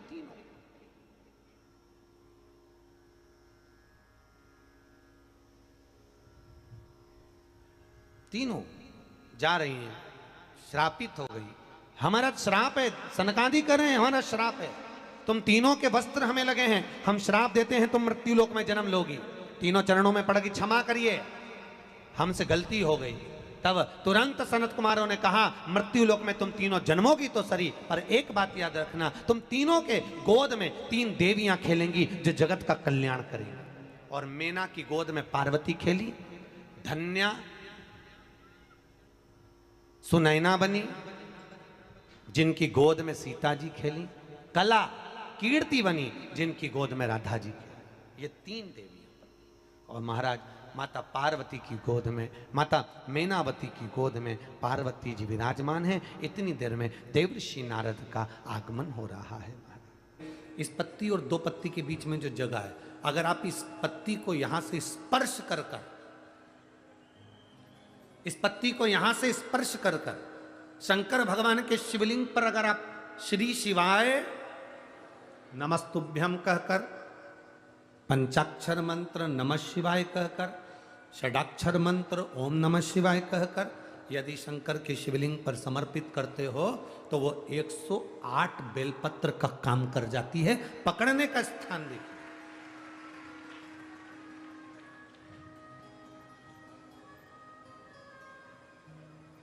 ये स्थान की बड़ी मूलता है, जो थोड़ा सा समझेंगे अपन, थोड़ा ध्यान देंगे तो ये जो स्थान है ये बड़ा मूल माना गया। बेलपत्री की बड़ी पत्ती, नीचे की 2 पत्ती, उसके बीच में जो खाली डंडी जो दिख रही है, इसको अगर पकड़कर बेलपत्र समर्पित कर रहे हैं तो 108 बेलपत्र के बराबर हमें फल प्राप्त हो रहा, 108 बेलपत्र। और समझिएगा, मान लो आपके पास में ना पीला चंदन है, ना लाल चंदन है, ना अक्षत है, ना पुष्प है, ना कोई सामग्री है, ना दिया है लगाने के लिए। शंकर जी के मंदिर में लोटा भर के जल लेकर गए हो, आज तुम्हारे पास में हो सकता है जल भी नहीं है, लोटा भी नहीं है, तो जिस शंकर जी का दर्शन करने गए हो उन्हीं की बेलपत्र को उठाओ, और बेलपत्र को उठाने के बाद पहले अपने हथेली पर रखो, अपना हाथ रखकर बाबा से प्रार्थना कर कर बेलपत्री की मध्य पत्री आगे वाली पत्ती को पकड़कर अगर वो बेलपत्र हम शिव जी को समर्पित करते हैं तो हमारा पीला चंदन, लाल चंदन, दिया सब बाबा को समर्पित हो जाता है, उस बेलपत्री मिल जाती है। एक बेलपत्री का सुख हमारे जीवन का एक आनंद दे देता है। हम तो यहां तक कहेंगे, अगर कभी जिंदगी में तुम्हें लगे कि गुरुजी मेरा पैसा फंस गया नहीं मिल रहा है, या मेरा पैसा अटक गया नहीं मिल रहा है, या मेरा घर में धन नहीं है, बहुत तकलीफ की जिंदगी चल रही है, आप ये बेलपत्री का जो 2 पत्ती है ना, ये 2 पत्ती इस जगह से पकड़कर, आपको लग रहा है कि पैसा नहीं है, काम बहुत बड़ा अड़ा है, बेटे की शादी, बेटी की शादी, या मकान या दुकान, कोई काम अड़ गया, ये 2 बेलपत्री की पत्तियों को पकड़कर अपनी कामना कर कर शिव जी को समर्पित करो और 1 लोटा जल बाबा को चढ़ाना प्रारंभ करो। 20 से 22 दिन इंतजार करना, मेरा बाबा हाथ पकड़कर कुबेर भंडारी भंडार जरूर भरेगा।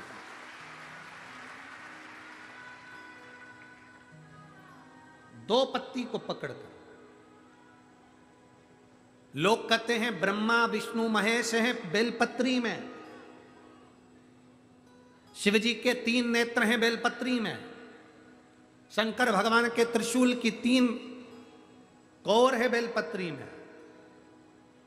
हम कहते हैं अभी थोड़ा आप स्मरण करेंगे, अगर आप शिव महापुराण को अच्छे से पढ़ेंगे तो आपको ज्ञात होगा, कुबेर को धन देने वाले कौन है? बोलते जाओ जरा जमकर, कुबेर भंडारी, कुबेरेश्वर महादेव, मतलब शिव शंकर कुबेर को धन देते हैं। जिस समय पर भगवान विष्णु संपूर्ण विश्व के कल्याण के कार्य करने लगे, कुछ नहीं हाथ में रहा, तब लक्ष्मी से उन्होंने धन लिया। आपने वहां तिरुपति बालाजी की कथा सुनी होगी, लक्ष्मी से धन लिया। लक्ष्मी, इन जीवों के कल्याण के लिए तो मुझे धन दे दे। लक्ष्मी ने धन दिया। एक दिन नारायण ने पूछ लिया लक्ष्मी से, लक्ष्मी मैं नारायण, मेरे पास भी संपदा की कमी नहीं, पर तेरे पास लक्ष्मी इतनी संपदा कहां से आती है? तेरे पास इतनी संपदा कहां से आती है? लक्ष्मी जी कहती हैं, मेरी मां ने, मेरे पिता ने मुझे केवल एक ही बात सिखाई थी, किसी के आगे हाथ नहीं फैलाना है, शंकर की स्तुति करना है। लक्ष्मी जी कहती हैं, जब मुझे जरूरत पड़ती है मैं कुबेर को साथ में लेकर पहुंचती हूं। बेलपत्री की ये बीच वाली पत्ती है शिव, माता लक्ष्मी और कुबेर, उन दोनों के सामने हाथ पसार कर कुबेरेश्वर महादेव से मांग रहे हैं, भगवान शंकर से मांग रहे हैं। लक्ष्मी जी कहती हैं, वो शिव मुझे प्रदान करते हैं दोनों हाथों से, और मैं वो लेकर आती हूं जनमानस के कल्याण की। जब हम शिव जी को बेलपत्र चढ़ाते हैं तो इस तरह से पकड़कर, जब हम कामना कर कर चढ़ाते हैं, इन दोनों पत्ती को लक्ष्मी और कुबेर का स्मरण कर कर, कुबेरेश्वर बाबा का स्मरण कर कर जब हम शिव जी को समर्पित, हाँ थोड़ा सा ध्यान देंगे, बेलपत्री की जो डंडी होती है वो शिवलिंग पर जब चढ़ाई जाए, तो जब हम 2 पत्तियों को पकड़कर चढ़ाएंगे तो इस डंडी का मुख, जहां अशोक सुंदरी की जगह है, जहां से पानी बहता है, इस डंडी का मुख उस ओर होना चाहिए, बस इतना जरूर इसमें, तो डंडी का मुख उस ओर हो जहां पानी बहता है।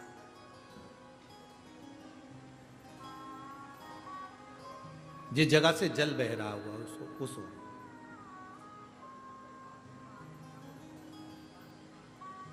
20-22 दिन प्रैक्टिकल करना, सियोर वाला महाराज कहीं झूठ तो नहीं बोल रहा है। पकड़ना चाहिए, अगर झूठ बोले तो तुरंत पकड़ लो। हे महाराज, अगला पत्र तुम ऐसे ही भेज देना, ओ महाराज झूठ बोले थे तो पकड़ना चाहिए। कहीं सियोर वाला महाराज ने झूठ तो नहीं कह दिया।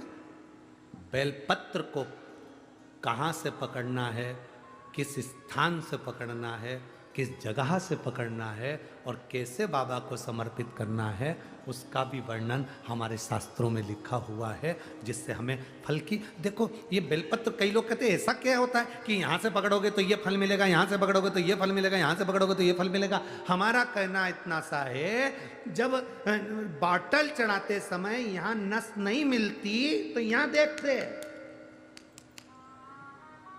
नस यहां नहीं मिलती तो यहां देखते, सुई बॉटल चढ़ रही है, नस ढूंढना है, यहां देखते हैं। फिर देखा कि यहां एक नस है, उसमें सुई चुभाई, बॉटल चालू करी। थोड़ी देर बाद ये नस फूलने लगी, हटा दिया। फिर इस हाथ में देखी गई, फिर पांव में देखी गई, अर्थात बॉटल चढ़ना। नस ढूंढो कि वो नस कौन सी है जहां पर हम पकड़कर बाबा को बेलपत्र चढ़ाएंगे तो हमारा भी जीवन का कल्याण हो जाए। वो नस पकड़ेंगे।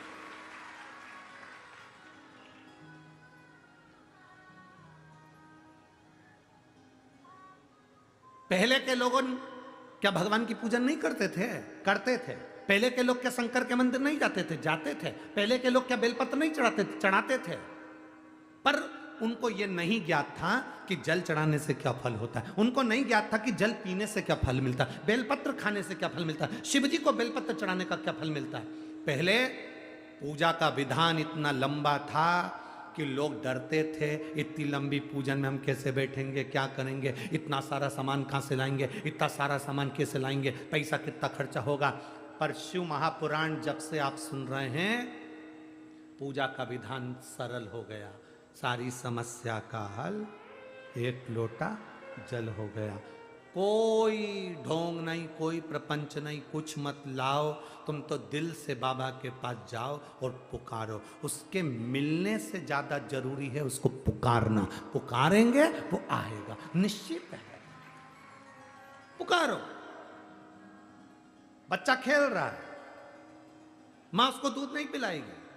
बच्चे ने पुकारा, रोया, मां उसको दूध पिलाएगी। बच्चा खेल रहा है, मां उसको गोदी में नहीं उठाएगी। बच्चा रोया, पुकारा, मां उसको गोदी में उठाएगी। बच्चा शेयर मार्केट करी आया, डब्बा गोल करी आया, शेयर मार्केट में पैसा हरी आया, सबसे कहा, किसी ने नहीं सुना। बच्चा घर में आया, अपने बाप के आगे रोया, अपनी मां के आगे रोया, तो मां अपनी रकम भी बेच दी, मकान बेच दिया, प्लाट बेच दिया, पर अपने बच्चे को कर्जे से मुक्त करा दिया, क्योंकि वो पुकार उसने करी अपने माँ बाप से। बच्चा माँ बाप से पुकार करता है तो माँ बाप कुछ भी करके अपनी जेवर बेच दे, जमीन बेच दे, पर अपने बच्चे को पुकारते से अपने बच्चे को बचाने का प्रयास करते हैं। उसी तरह शंकर भगवान मिले ना मिले, तुम उसके दरवाजे पर जाकर पुकारते रहो, वो तुम्हारे दुख काटता रहेगा। पुकारना जरूरी है। तेरे मंदिर में आना मेरा काम है, मेरी बिगड़ी बनाना तेरा काम है। तेरी चौखट पर मैं आ ही गया, मुझे दर्श दिखाना तेरा काम। उसको पुकारो। आज पूरी दुनिया के लोगों ने पुकारा, तभी तो राम अवध में आए। बोल बम का नारा है, बाबा एक, जम के बोलो जरा, बोल बम का नारा है, सारी समस्या का हल। बाबा को पुकारा तो वो आए। और आज पूरा विश्व राम जी की प्राण प्रतिष्ठा महोत्सव मनाएगा 22 तारीख को। आज 20 तारीख को कथा समापन हो जाएगी। हम भी कल 21 तारीख को अयोध्या के लिए रवाना हो जाएंगे और 21 तारीख को अयोध्या रहेंगे, 22 तारीख को अयोध्या रहेंगे और 22 को फिर वहाँ से वापस सीहोर के लिए, कुबेरेश्वर धाम के लिए रवाना हो जाएंगे।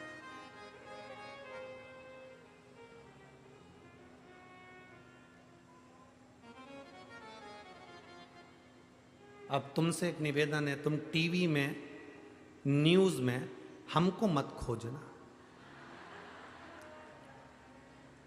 तुम राम को खोजना, हम तो हमेशा तुम्हारे साथ में मिल ही जाए।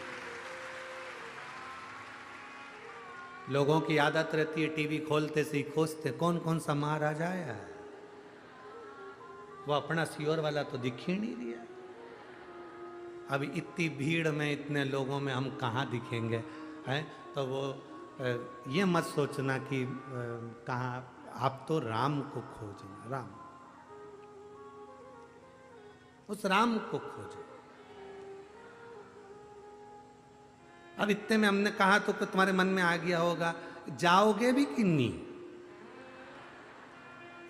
तो हम हमारी फेसबुक से जो समीर को कहेंगे, आशीष को कहेंगे कि फेसबुक, यूट्यूब, गूगल पे हमारे मोबाइल से फोटो खींच के डाल देगा तुमको। पर ये मत सोचना कि जाएंगे ही नहीं हो। हाँ, टीवी पर मत खोजना। अब इतने लोग सब वीआईपी जन रहेंगे, इतना सब वो रहेगा तो अपना तो जाने दो। राम जी का दर्शन होना जरूरी है। मेरे राघव को खोजना, वो तुम्हारे दिल में, तुम्हारी निगाहों में, तुम्हारी श्रवण में, और मेरा राघव आकर दे, उसको खोज, उसको देख। हम भी उसी को खोजने के लिए जा रहे हैं। कितना साल, कितनों की तमन्नाएं चली गई, लोग चले गए, आज मौका मिला है, राम जी अवध में आए हैं। पलक पावड़े बिछाकर खूब आतिशबाजी, खूब लाइटें, झालरें, खूब मिठाइयाँ। सब लोग अपने अपने घर में मिठाई जरूर बनाओगे ना? पक्का? ये भी मत कहना कि मेरे मिठाई बनाऊंगी मैं, कोई ये मत सोचना कि गरीब हूं तो धन कहाँ से आएगा, शक्कर कहाँ से आएगी, गुड़ कहाँ से आएगा। तुम संकल्प लेकर जाना कि हाँ मेरे को मिठाई बनाना है, फिर तो व्यवस्था वो करेगा, कहाँ से भेजेगा वो उसके हाथ।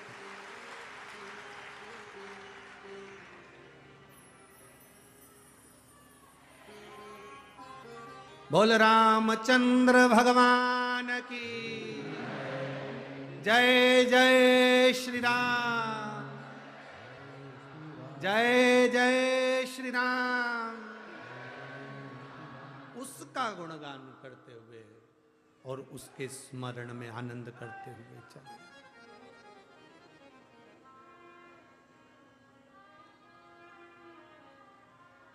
उसका स्मरण करते हुए चले और खूब आनंद मनाओ, खूब खूब। वो कहते हैं ना, एक तरफ लक्ष्मण,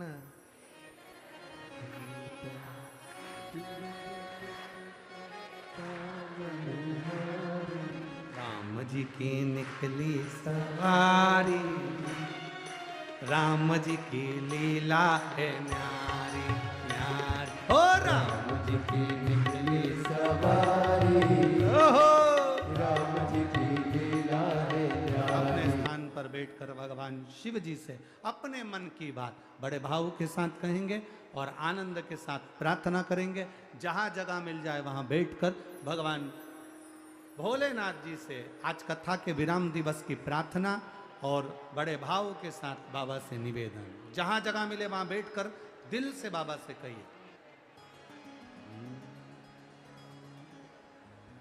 श्री शिवाय नमस्तु, श्री शिवाय नमस्तु, श्री शिवाय नमस्तु, श्री शिवाय नमस्तु, श्री शिवाय नमस्तु। भोला सब दुख काटो,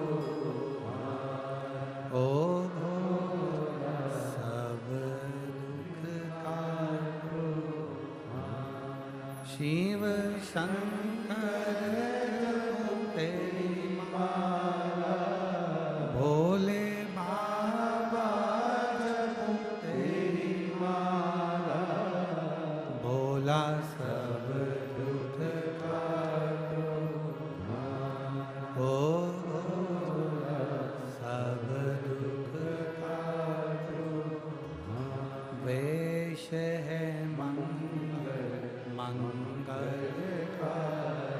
वेश मंगलकारी शमशान वासी हमारा शमशान वासी हमारा हो भोला सब दुख काटो हो भोला सब दुख काटो। शिव कथा कह रही है भगवान शंकर को जो समर्पित करो दिल से करो, दिखावे से नहीं। 12 ज्योतिर्लिंग का स्मरण कराया। प्रथम चंद्र को काया का रोग हुआ, सोमनाथ जी के रूप में भगवान विराजमान हुए। मल्लिकार्जुन के रूप में द्वितीय ज्योतिर्लिंग, कार्तिक बाबा के रुष्ट होने पर उनको मनाने शिव जी पहुँचे, मल्लिकार्जुन के रूप में विराजमान हुए। दूषण नाम के राक्षस के काल बनकर महाकाल प्रकट हुए महाकालेश्वर के रूप में। बिंद नामक पर्वत ने तप करा, ओंकारेश्वर बनकर भगवान प्रकट हुए। नर नारायण ने तप करा तो केदारनाथ बनकर प्रकट हुए। कुंभकर्ण की पत्नी करकटी के पुत्र भीम का संहार करा तो भीमा शंकर हो गए। मनु शत्रुपा ने तप करा तो विश्वनाथ बनकर प्रकट हो गए। गौतम बाबा पर गौ हत्या का दोष लगा, त्र्यंबकेश्वर बाबा बनकर प्रकट हो गए। साधारणता की भूमि, ये भारत की भूमि साधारण नहीं, मेरे शिव 12 ज्योतिर्लिंग के रूप में प्रकट हुए। 12 ज्योतिर्लिंग के रूप। इन 12 ज्योतिर्लिंग में कहीं पर भी एक बार अगर आपको कथा श्रवण करने का मौका मिले तो अवश्य सुनो। और हम तो कहेंगे 12 ज्योतिर्लिंग में भी कथा श्रवण करने नहीं पहुंच सके तो एक बार कुबेरेश्वर धाम 12 ज्योतिर्लिंग के बीच में है, वहां बैठकर कथा का रसपान करें, जीवन का एक आनंद होगा। अगला वर्णन आया है वैद्यनाथ। रावण शिव जी को लेकर जा रहा था, बाबा विराजमान हुए वैद्यनाथ जी के रूप में। नागेश्वर का वर्णन आया। दारुक नाम के राक्षस का संहार भगवान करे, नागेश्वर के रूप में बैठे। रामेश्वरम, शिव जी की स्थापना भगवान राम जी ने लंका जाते समय करी, रामेश्वर बनकर बैठे। अगला वर्णन आया कृष्णेश्वर। सुधर्म नाम के ब्राह्मण की पत्नी घूष्मा के बेटे को सुदेहा ने मार दिया था। घूष्मा के बेटे को बाबा ने वापस जीवित करा, कृष्णेश्वर बनकर विराजमान हुए। ऐसा 12 ज्योतिर्लिंग का स्मरण है। शिव कथा कहती है, भगवान शंकर का संवाद कहता है, पवित्र ज्योतिर्लिंग की कथाओं का रस तत्व कह रहा है। तुमरुका जी चंचुला देवी से कथा कहते हुए रुक जाते हैं। चंचुला देवी का पति बिंदुक प्रेत योनि से मुक्त हो जाता। बाबा भोलेनाथ जी से तुमरुका जी कहते हैं, बाबा वर प्रदान करिए। शिव जी कहते हैं, सुनो तुमरुका जी, पवित्र शिव महापुराण की कथा को जो संसार का मनुष्य जिस कामना से सुनेगा, बाबा कहते हैं उसकी कामना को मैं वहीं रहकर पूर्ण कर देता हूं। ये शिव की कृपा है। लोग कहते हैं कथा के पंडाल में कौन रहता है? हम कहते हैं जितने दिन तक शिव पुराण की कथा चलती है उतने दिन तक भोले बाबा कैलाश छोड़कर, 12 ज्योतिर्लिंग छोड़कर पंडाल में ही रहता है। और ये अनुभव करना, सारे 40 गांव के जितने भी, संपूर्ण 40 गांव के जितने भगत है और बाहर से आए हुए जितने भगत हैं, आप ये अनुभव करना, रात्रि के समय पर भी कथा नहीं होती है। रात को कथा होती है क्या? नहीं, रात्रि के समय पर कथा नहीं होती, पर पूरे पंडाल में घूम कर देखना, एक अलग मस्ती, एक अलग आनंद, ऐसा लगेगा जैसे ना जाने स्वर्ग पृथ्वी पर आकर विराजमान हो। हम कहते हैं अपने नगर में जब कथा हो, ये कथा तो आज विराम हो जाएगी, 27 तारीख से बनी यवतमाल में प्रारंभ हो जाएगी। यवतमाल जिले के बनी में कथा प्रारंभ हो जाएगी, 1 बजे से 4 बजे तक चलेगी। हम कहेंगे आसपास के क्षेत्रवासियों से, आपके क्षेत्र में कथा हो 200, 300, 400, 500 किलोमीटर दूर जाना, एक बार उस नज़ारे का दर्शन कर कर आना, उस भूमि को छू कर आना। जिंदगी के ना जाने कितने रोग मेरा बाबा केवल शिव महापुराण से समाप्त कर देता है। सुनो, जाओ, प्रणाम करो। और अगर मौका मिल जाए तो विराम दिवस की कथा, समापन के दिन की कथा, 1 दिन पहले कथा के पंडाल में पहुंच जाओ, रात्रि का विश्राम करो अपने कैलाश के पर्वत पर। यह पंडाल नहीं, पूरा कैलाश पर्वत है। 1 दिन रात्रि का विश्राम करो, जब रात्रि का विश्राम करोगे तो आपको मालूम पड़ेगा कि मेरा शंकर किस रूप में आता है और आपको क्या देकर जाता है। सवेरे उठो, आखिरी दिन की कथा, विराम दिवस की कथा सवेरे की होती है 8 बजे या सुबह 9 बजे की होती है। उसको प्रेम से सुनो, झोली पसार कर नमन करो, विनती करो बाबा श्री शिवाय नमस्तुभ्यम बोल कर प्रार्थना करो, बाबा मेरे सारे दुख काट दो। एक दुख मत बोलना कि मुझे ये दुख है, हो सकता है 10 दुख जिंदगी में वो कट जाए। बाबा सब दुख काट दो, सारे दुख काट दो। बाबा से प्रार्थना करो, सुनो। शिव जी ने मस्तक की बेलपत्र उतार कर शिवपोथी को समर्पित करी। तुम रुका जी कथा को कह रहे हैं, दिल से भाव से जो कथा सुनता है उसकी मनोकामना बाबा पूर्ण करते हैं। निवेदन करा, रोने लगे। कबीरदास जी बैठे हुए थे। कबीरदास जी ने पूछा क्यों रो रही हो? रोती रोती बोली, टूट गई मेरी जोड़ी।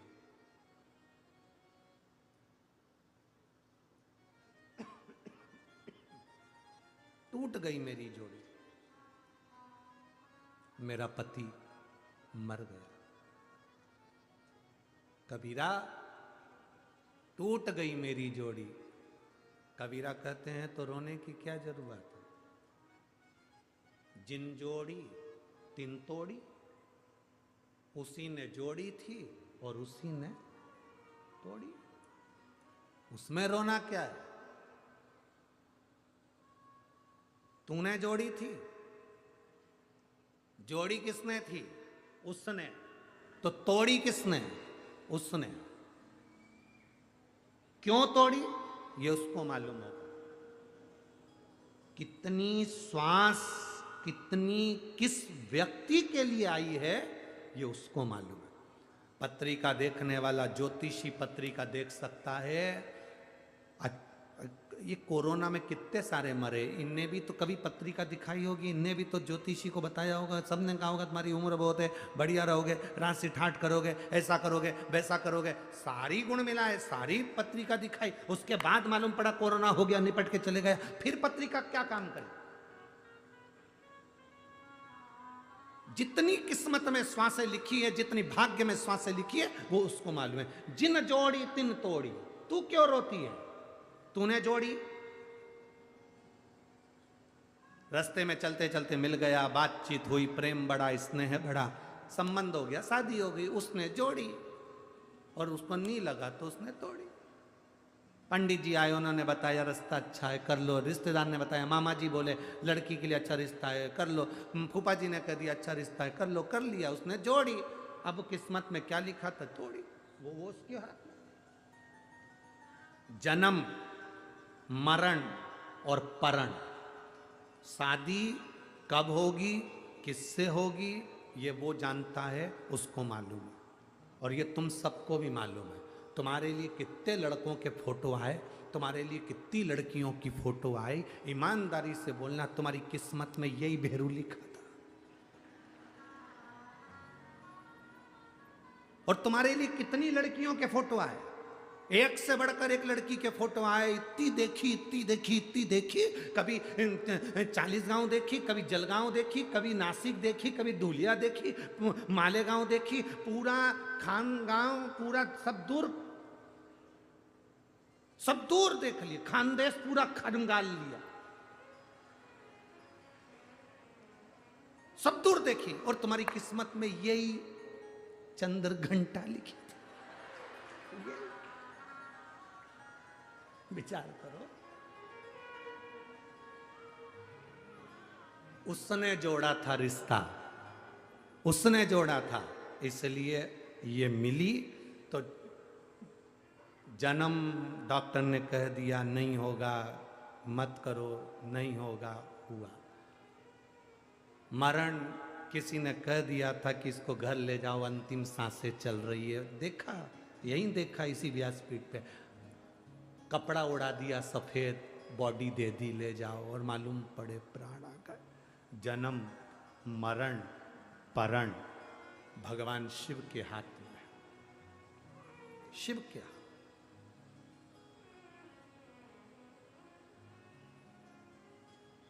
अब उसमें भी कई लोग कहते हैं कि कोई ने हमारे साथ में गलत कर दिया, गुरुजी मेरी दुकान नहीं चल रही, मुझे लगता किसी ने कुछ करा,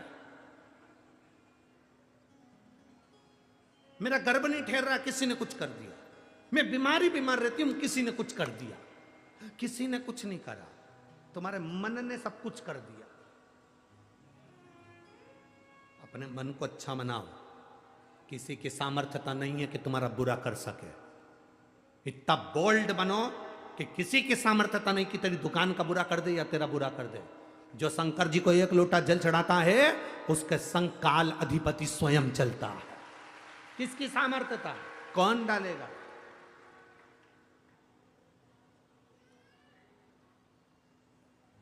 अभी 3 दिन पहले गुरुजी हमारे यहां कोई नींबू पटक गया, गलती है तेरी। और गुरुजी 3 दिन पहले नींबू पटका था, उसके 7 दिन पहले भी ये कोई नींबू पटक के गया था। अरे पगली, दरवाजे पे एक बैनर लगा दे, कम से कम 1 दर्जन तो पटको, अचार बना के खा जाऊंगी। पटकना ही बंद कर देगा। पटक, तुम भय खा रहे हो तो वो भय दिखा रहा है, तुम डर रहे हो तो वो डरा रहा है। जिस दिन तुम्हारे भीतर बोल्डता आ गई, मजबूती, एक पत्र है देखिए, उसमें लिखा,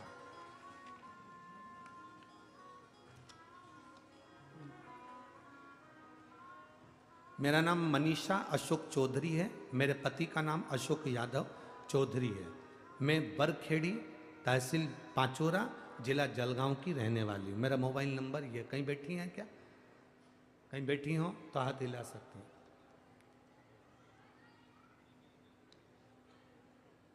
मनीषा अशोक चौधरी, पति का नाम अशोक यादव चौधरी, मैं बरखेड़ी तहसील पाचोरा जिला जलगांव की रहने वाली हूँ। मेरा मोबाइल नंबर ये है। गुरुजी, मैं बाबा की महिमा का क्या वर्णन करूं। 3 जनवरी 2024 को रात को 10 बजे हमारे घर में बड़े बेटे को के यहाँ पर उसकी बहू के यहाँ पुत्र रत्न की प्राप्ति हुई और डिलीवरी होने के बाद बच्चा रोया नहीं आधे घंटे तक, बच्चे की श्वास नहीं चली आधे घंटे तक।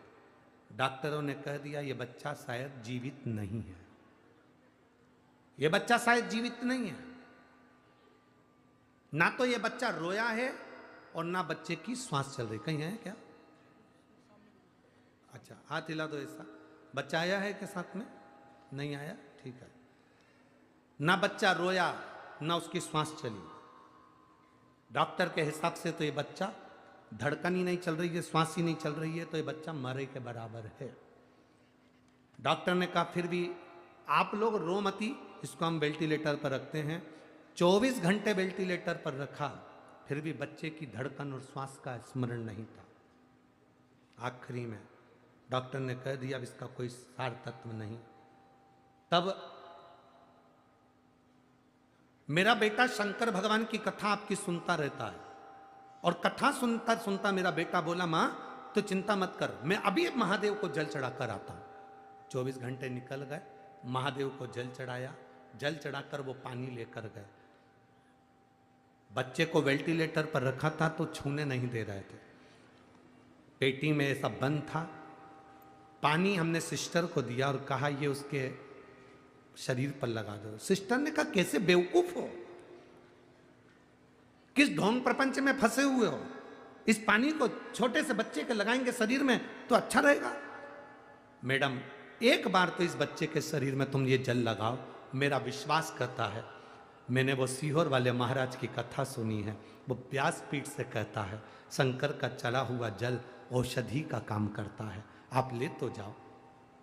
सिस्टर को हमने पानी दिया, पानी लेकर सिस्टर अंदर गई, कपड़े भींगा हुआ कपड़ा ले जाकर उस बच्चे को लगाया और 15 मिनट बाद बच्चे ने किलकारी भरना प्रारंभ करी और रोना प्रारंभ करा।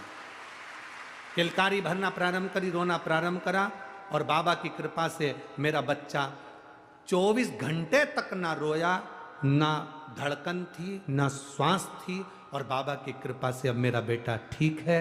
बाबा का मैं फोटो लगा रही हूँ मेरे बच्चे का, जब वो वेंटिलेटर पर था उस समय का और जब मेरा बच्चा ठीक हो गया उस समय का फोटो। अब ठीक है बाबू, हाथ हिला दो एक बार। श्री शिवाय नमस्तुभ्यं। ये फोटो एक वेंटिलेटर पर पड़े हुए बच्चे का और एक बच्चा जब ठीक हो गया उस समय का। बैठिए बहन। श्री शिवाय नमस्ते। शिव तत्व है। आपका चढ़ाया गया जल किस समय काम आएगा यह आपको बाद में मालूम पड़ेगा। आपकी सुनी हुई कथा 40 गांव में जितने लोग कथा सुन रहे हैं इस मंडप में बैठकर, मंडप के बाहर बैठकर, आस्था चैनल पर, फेसबुक, यूट्यूब पर जितने लोग कथा सुन रहे हैं, लिख कर रखना, अगर दिल से सुनी है बाबा की कथा तो 3 महीने भी नहीं 15 दिन में रिजल्ट तुम्हारे सामने लाकर रख देगा। दिल से अगर सुनी।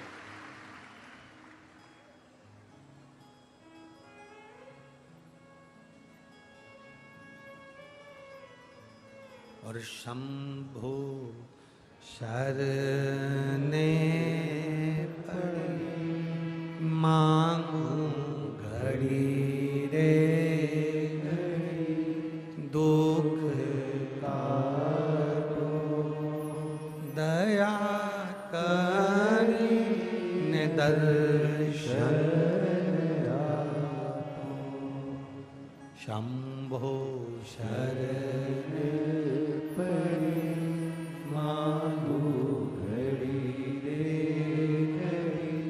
दुख काटो दया करी दर्शन। आपका चढ़ाया गया जल कब काम आएगा। अशोक सुंदरी का जन्म संसार के उद्धार के लिए हुआ। भगवान किसी को भी व्यर्थ पैदा नहीं करता। आपको, हमको संसार में अगर भगवान ने जन्म दिया है तो आप डायमंड हीरा हो, कोई साधारण कंकर या पत्थर नहीं हो। केवल आपको पहचानने वाला जोहरी चाहिए। आपको पहचानने वाला जोहरी चाहिए। एक वो लाइन गाते हैं ना, ऐसो कोई नहीं रे या हीरा को परखियो राम, कोई नहीं। हीरा का परखदार कोई नहीं। यशोदा जी के दरवाजे पर शंकर भगवान आए थे भगवान कृष्ण का दर्शन करने के लिए। शंकर जी को यशोदा पहचान पाई थी क्या? जोगी आया, भोगी आया, ढोंगी आया रे। क्या बोली यशोदा जी? योगी आया, भोगी आया, ढोंगी आया रे, और गुरु आया गांव में तो कोई नहीं रे, ऐसो कोई नहीं रे, या हीरा को परखियो राम, कोई नहीं। कौन परखदा? गांव में अगर कोई भोगी आ जाए, जोगी आ जाए तो लोग उसको संत साधु समझते हैं, और गांव में अगर भगवान आ जाए तो उसको लोग ढोंगी समझते हैं। ये दुनिया की रीति है, पहचान नहीं पाते। कई लोग पत्र में हमको ही लिख के भेज देते हैं, गुरु जी हम तुम पर भरोसा बिल्कुल नहीं करते थे, टीवी पे से ढेर सारे मारा जाते हैं, हम तो समझते थे कि तुम भी ऐसे ही हो।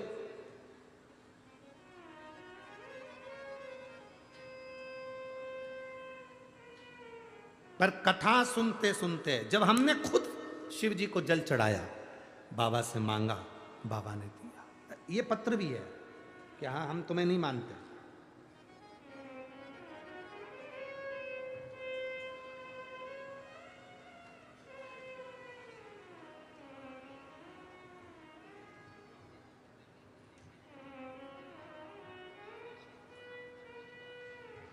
मैं माधवी नरेंद्र सिंह राजपूत, तहसील 40 गांव की रहने वाली हूँ। कहीं बैठी हैं? आप ही हैं? श्री शिवाय नमस्ते प्रणाम। पत्र में लिखा है, मेरी गलती को क्षमा करिएगा। संगत की वजह से मेरे यहाँ पर 10 से 12 लाख का कर्जा हो गया था। मेरा परिवार पूरा मानसिक टेंशन में था। इतनी चिंता पूछो मत। हमारे पास में खत्ती चाची, उनका नाम खत्ती चाची है, हाँ, खत्ती चाची रहती हैं। उन्होंने कहा कि तू टीवी पर कथा सुनाकर, सियोर वाला महाराज बोलता है उसको सुनकर कुछ बता दे तो वो कर लेना। मैंने अपनी चाची से कहा, चाची ऐसा ढेर सारा महाराज कथा बाँचता है, अगर सबका कहना होने लगे तो हो गया कल्याण भारत का। विश्वास नहीं हुआ। खत्ती चाची फिर बोली, तो सुन तो सही, 10 से 12 लाख का कर्जा है तो सुन तो। हमने कथा सुनना प्रारंभ करा, शिव जी के मंदिर जाना प्रारंभ करा, 1 लोटा जल बाबा को चढ़ाना प्रारंभ करा। और गुरुदेव, मैं बाबा का क्या गुणगान करूं। 2022 में 1 रुपया भी नहीं था हमारे पास में, और बाबा ने ऐसा साथ निभाया कि 2023 का नवंबर दिसंबर का महीना आया और 10 से 12 लाख रुपए का कर्जा बाबा ने चुकवाया। मैं बाबा को यहाँ प्रणाम करूँगा। मैं मानती नहीं थी, ऐसे ढेर महाराज आते हैं टीवी पर मुझे नहीं मालूम था कि शिव पुराण है और कथा कहे सो शंकर का ही गुणगान है। स्वयं शिव ही कहने वाला और शंकर ही बाचने वाला है। मैं नमन करती हूँ। बैठो बहन, हर हर महादेव, बैठिए। आज बहुत खुश हूं। भाऊ साहब को मैं बहुत बहुत धन्यवाद देना चाहती हूँ, पाटिल जी को और उनकी धर्म पत्नी जी को, जिन्होंने 40 गांव में ये शिव पुराण की कथा करवाकर हमको एनर्जी दी है, बल दिया। मैं धन्य हूं। शिव तत्व है और घड़ी है शंभु।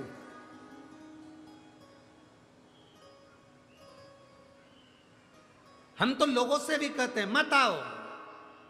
आपका जब विश्वास जागृत हो जाए, किसी के कहने पर नहीं, आपका जब विश्वास जागृत हो जाए और शंकर जी के मंदिर जाना चालू कर दो, 1 लोटा जल चढ़ाना चालू कर दो, और जिस दिन तुम्हारी छोटे से छोटे दुख में भी महादेव तुमको दुख से निकालना चालू कर दे, उस दिन से तुम शिव पुराण की कथा में जाना और कुबेरेश्वर धाम आना। जिस दिन वो तुम्हें दुख से निकालना प्रारंभ कर दे, तुम्हारी तकलीफें मिटाना प्रारंभ कर दे। इतने लाखों की संख्या में भक्त बैठे हैं। मैं आपसे निवेदन करना चाहूंगा, आपसे कहना चाहूंगा, ईमानदारी से बोलना। जब से आप शिव पुराण की कथा सुन रहे हो, जब से आप शंकर जी को जल चढ़ा रहे हो, घर का कोई व्यक्ति शिव के मंदिर जाना चालू करा, तब से उसके पहले का समय निकाल कर देखना कितना दुख का जीवन निकाल रहे थे, और अब बाबा की कृपा से हाथ मेरे बाबा ने पकड़ा, तब से सुख का जीवन।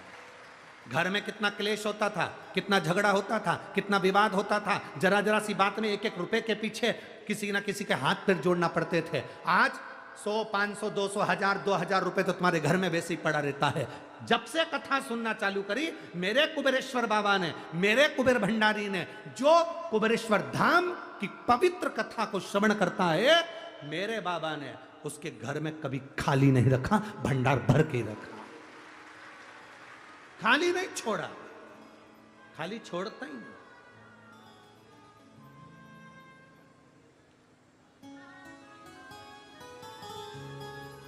और खाली ना जाता कोई दर से तुम्हारे, खाली ना जाता कोई दर से तुम्हारे, मैं भी खड़ी हूँ नन्ही माए पसारे, अपने हृदय से लगा लो, लगा लो, गिरा जा रहा हो, उठा लो, उठा, भोले अपने डर से अब तो न टालो, गिरी जा रही हो, उठा लो,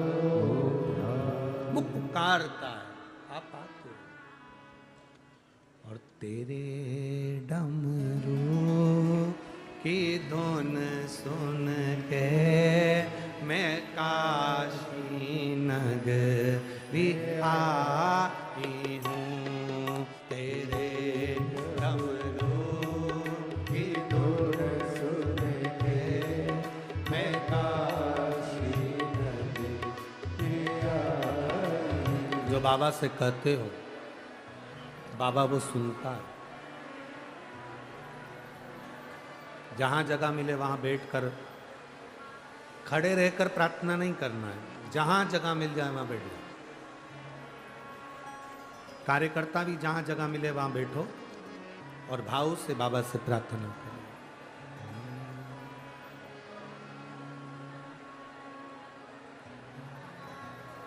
श्री शिवाय नमस्तु। श्री शिवाय नमस्तु। श्री शिवाय नमस्तु। श्री शिवाय नमस्तु। श्री शिवाय नमस्तु। भोला सब दुख काटो। ओ भोला सब दुख काटो। शिव शंकर जपूं तेरी माला। भोले बाबा जपूं तेरी माला। भोला सब दुख काटो। ओ भोला सब दुख काटो। वेश है मंगलकारी। वेश है मंगलकारी। शमशान वासी हमारा।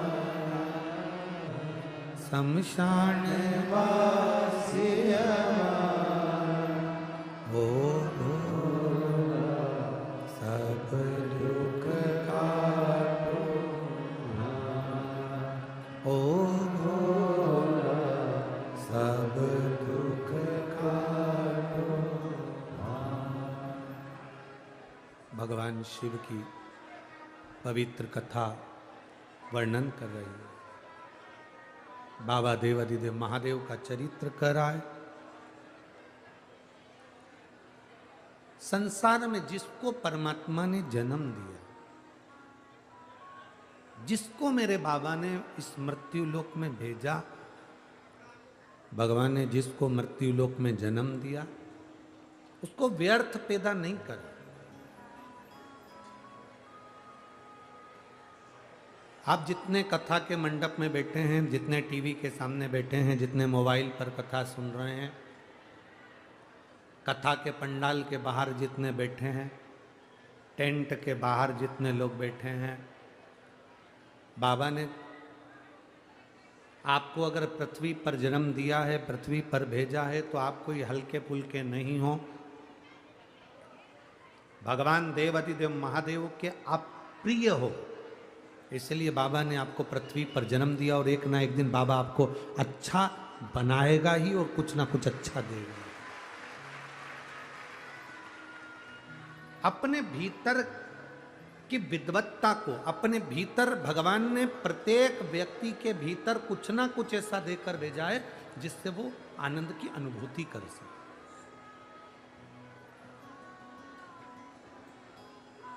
देखिए, आज कथा का विराम दिवस है। दिल से सुनो कथा।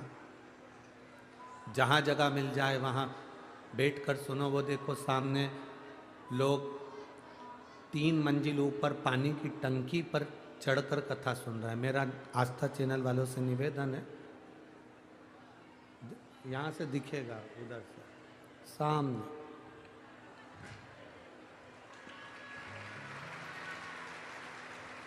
और ऐसी सारी बिल्डिंगें भरी पड़ी हुई हैं। सारी बिल्डिंगों की छतों पर लोग विराजमान। कवर करा उसको, यहां से दिख जाएगा, इधर से कवर करेंगे ऊपर। शिव कथा कर रहे हैं। आप लोगों को तो अच्छी जगह मिल गई, उसके बाद में भी आप लोग शांत रहकर कथा ना सुन पा रहे हैं। और वो लोग टंकी पर चढ़े हुए हैं, बिल्डिंग के ऊपर। दिल से जहां जगह मिल जाए बैठकर कथा का रस तत्व ग्रहण करें। मैं चैनल वालों से भी कहूंगा उसको कवर कर कर अवश्य दिखाओ कि कितना लोगों का विश्वास दृढ़ है, भरोसा कितना पक्का है बाबा के चरणों, कितनी दृढ़ता, कितना भरोसा।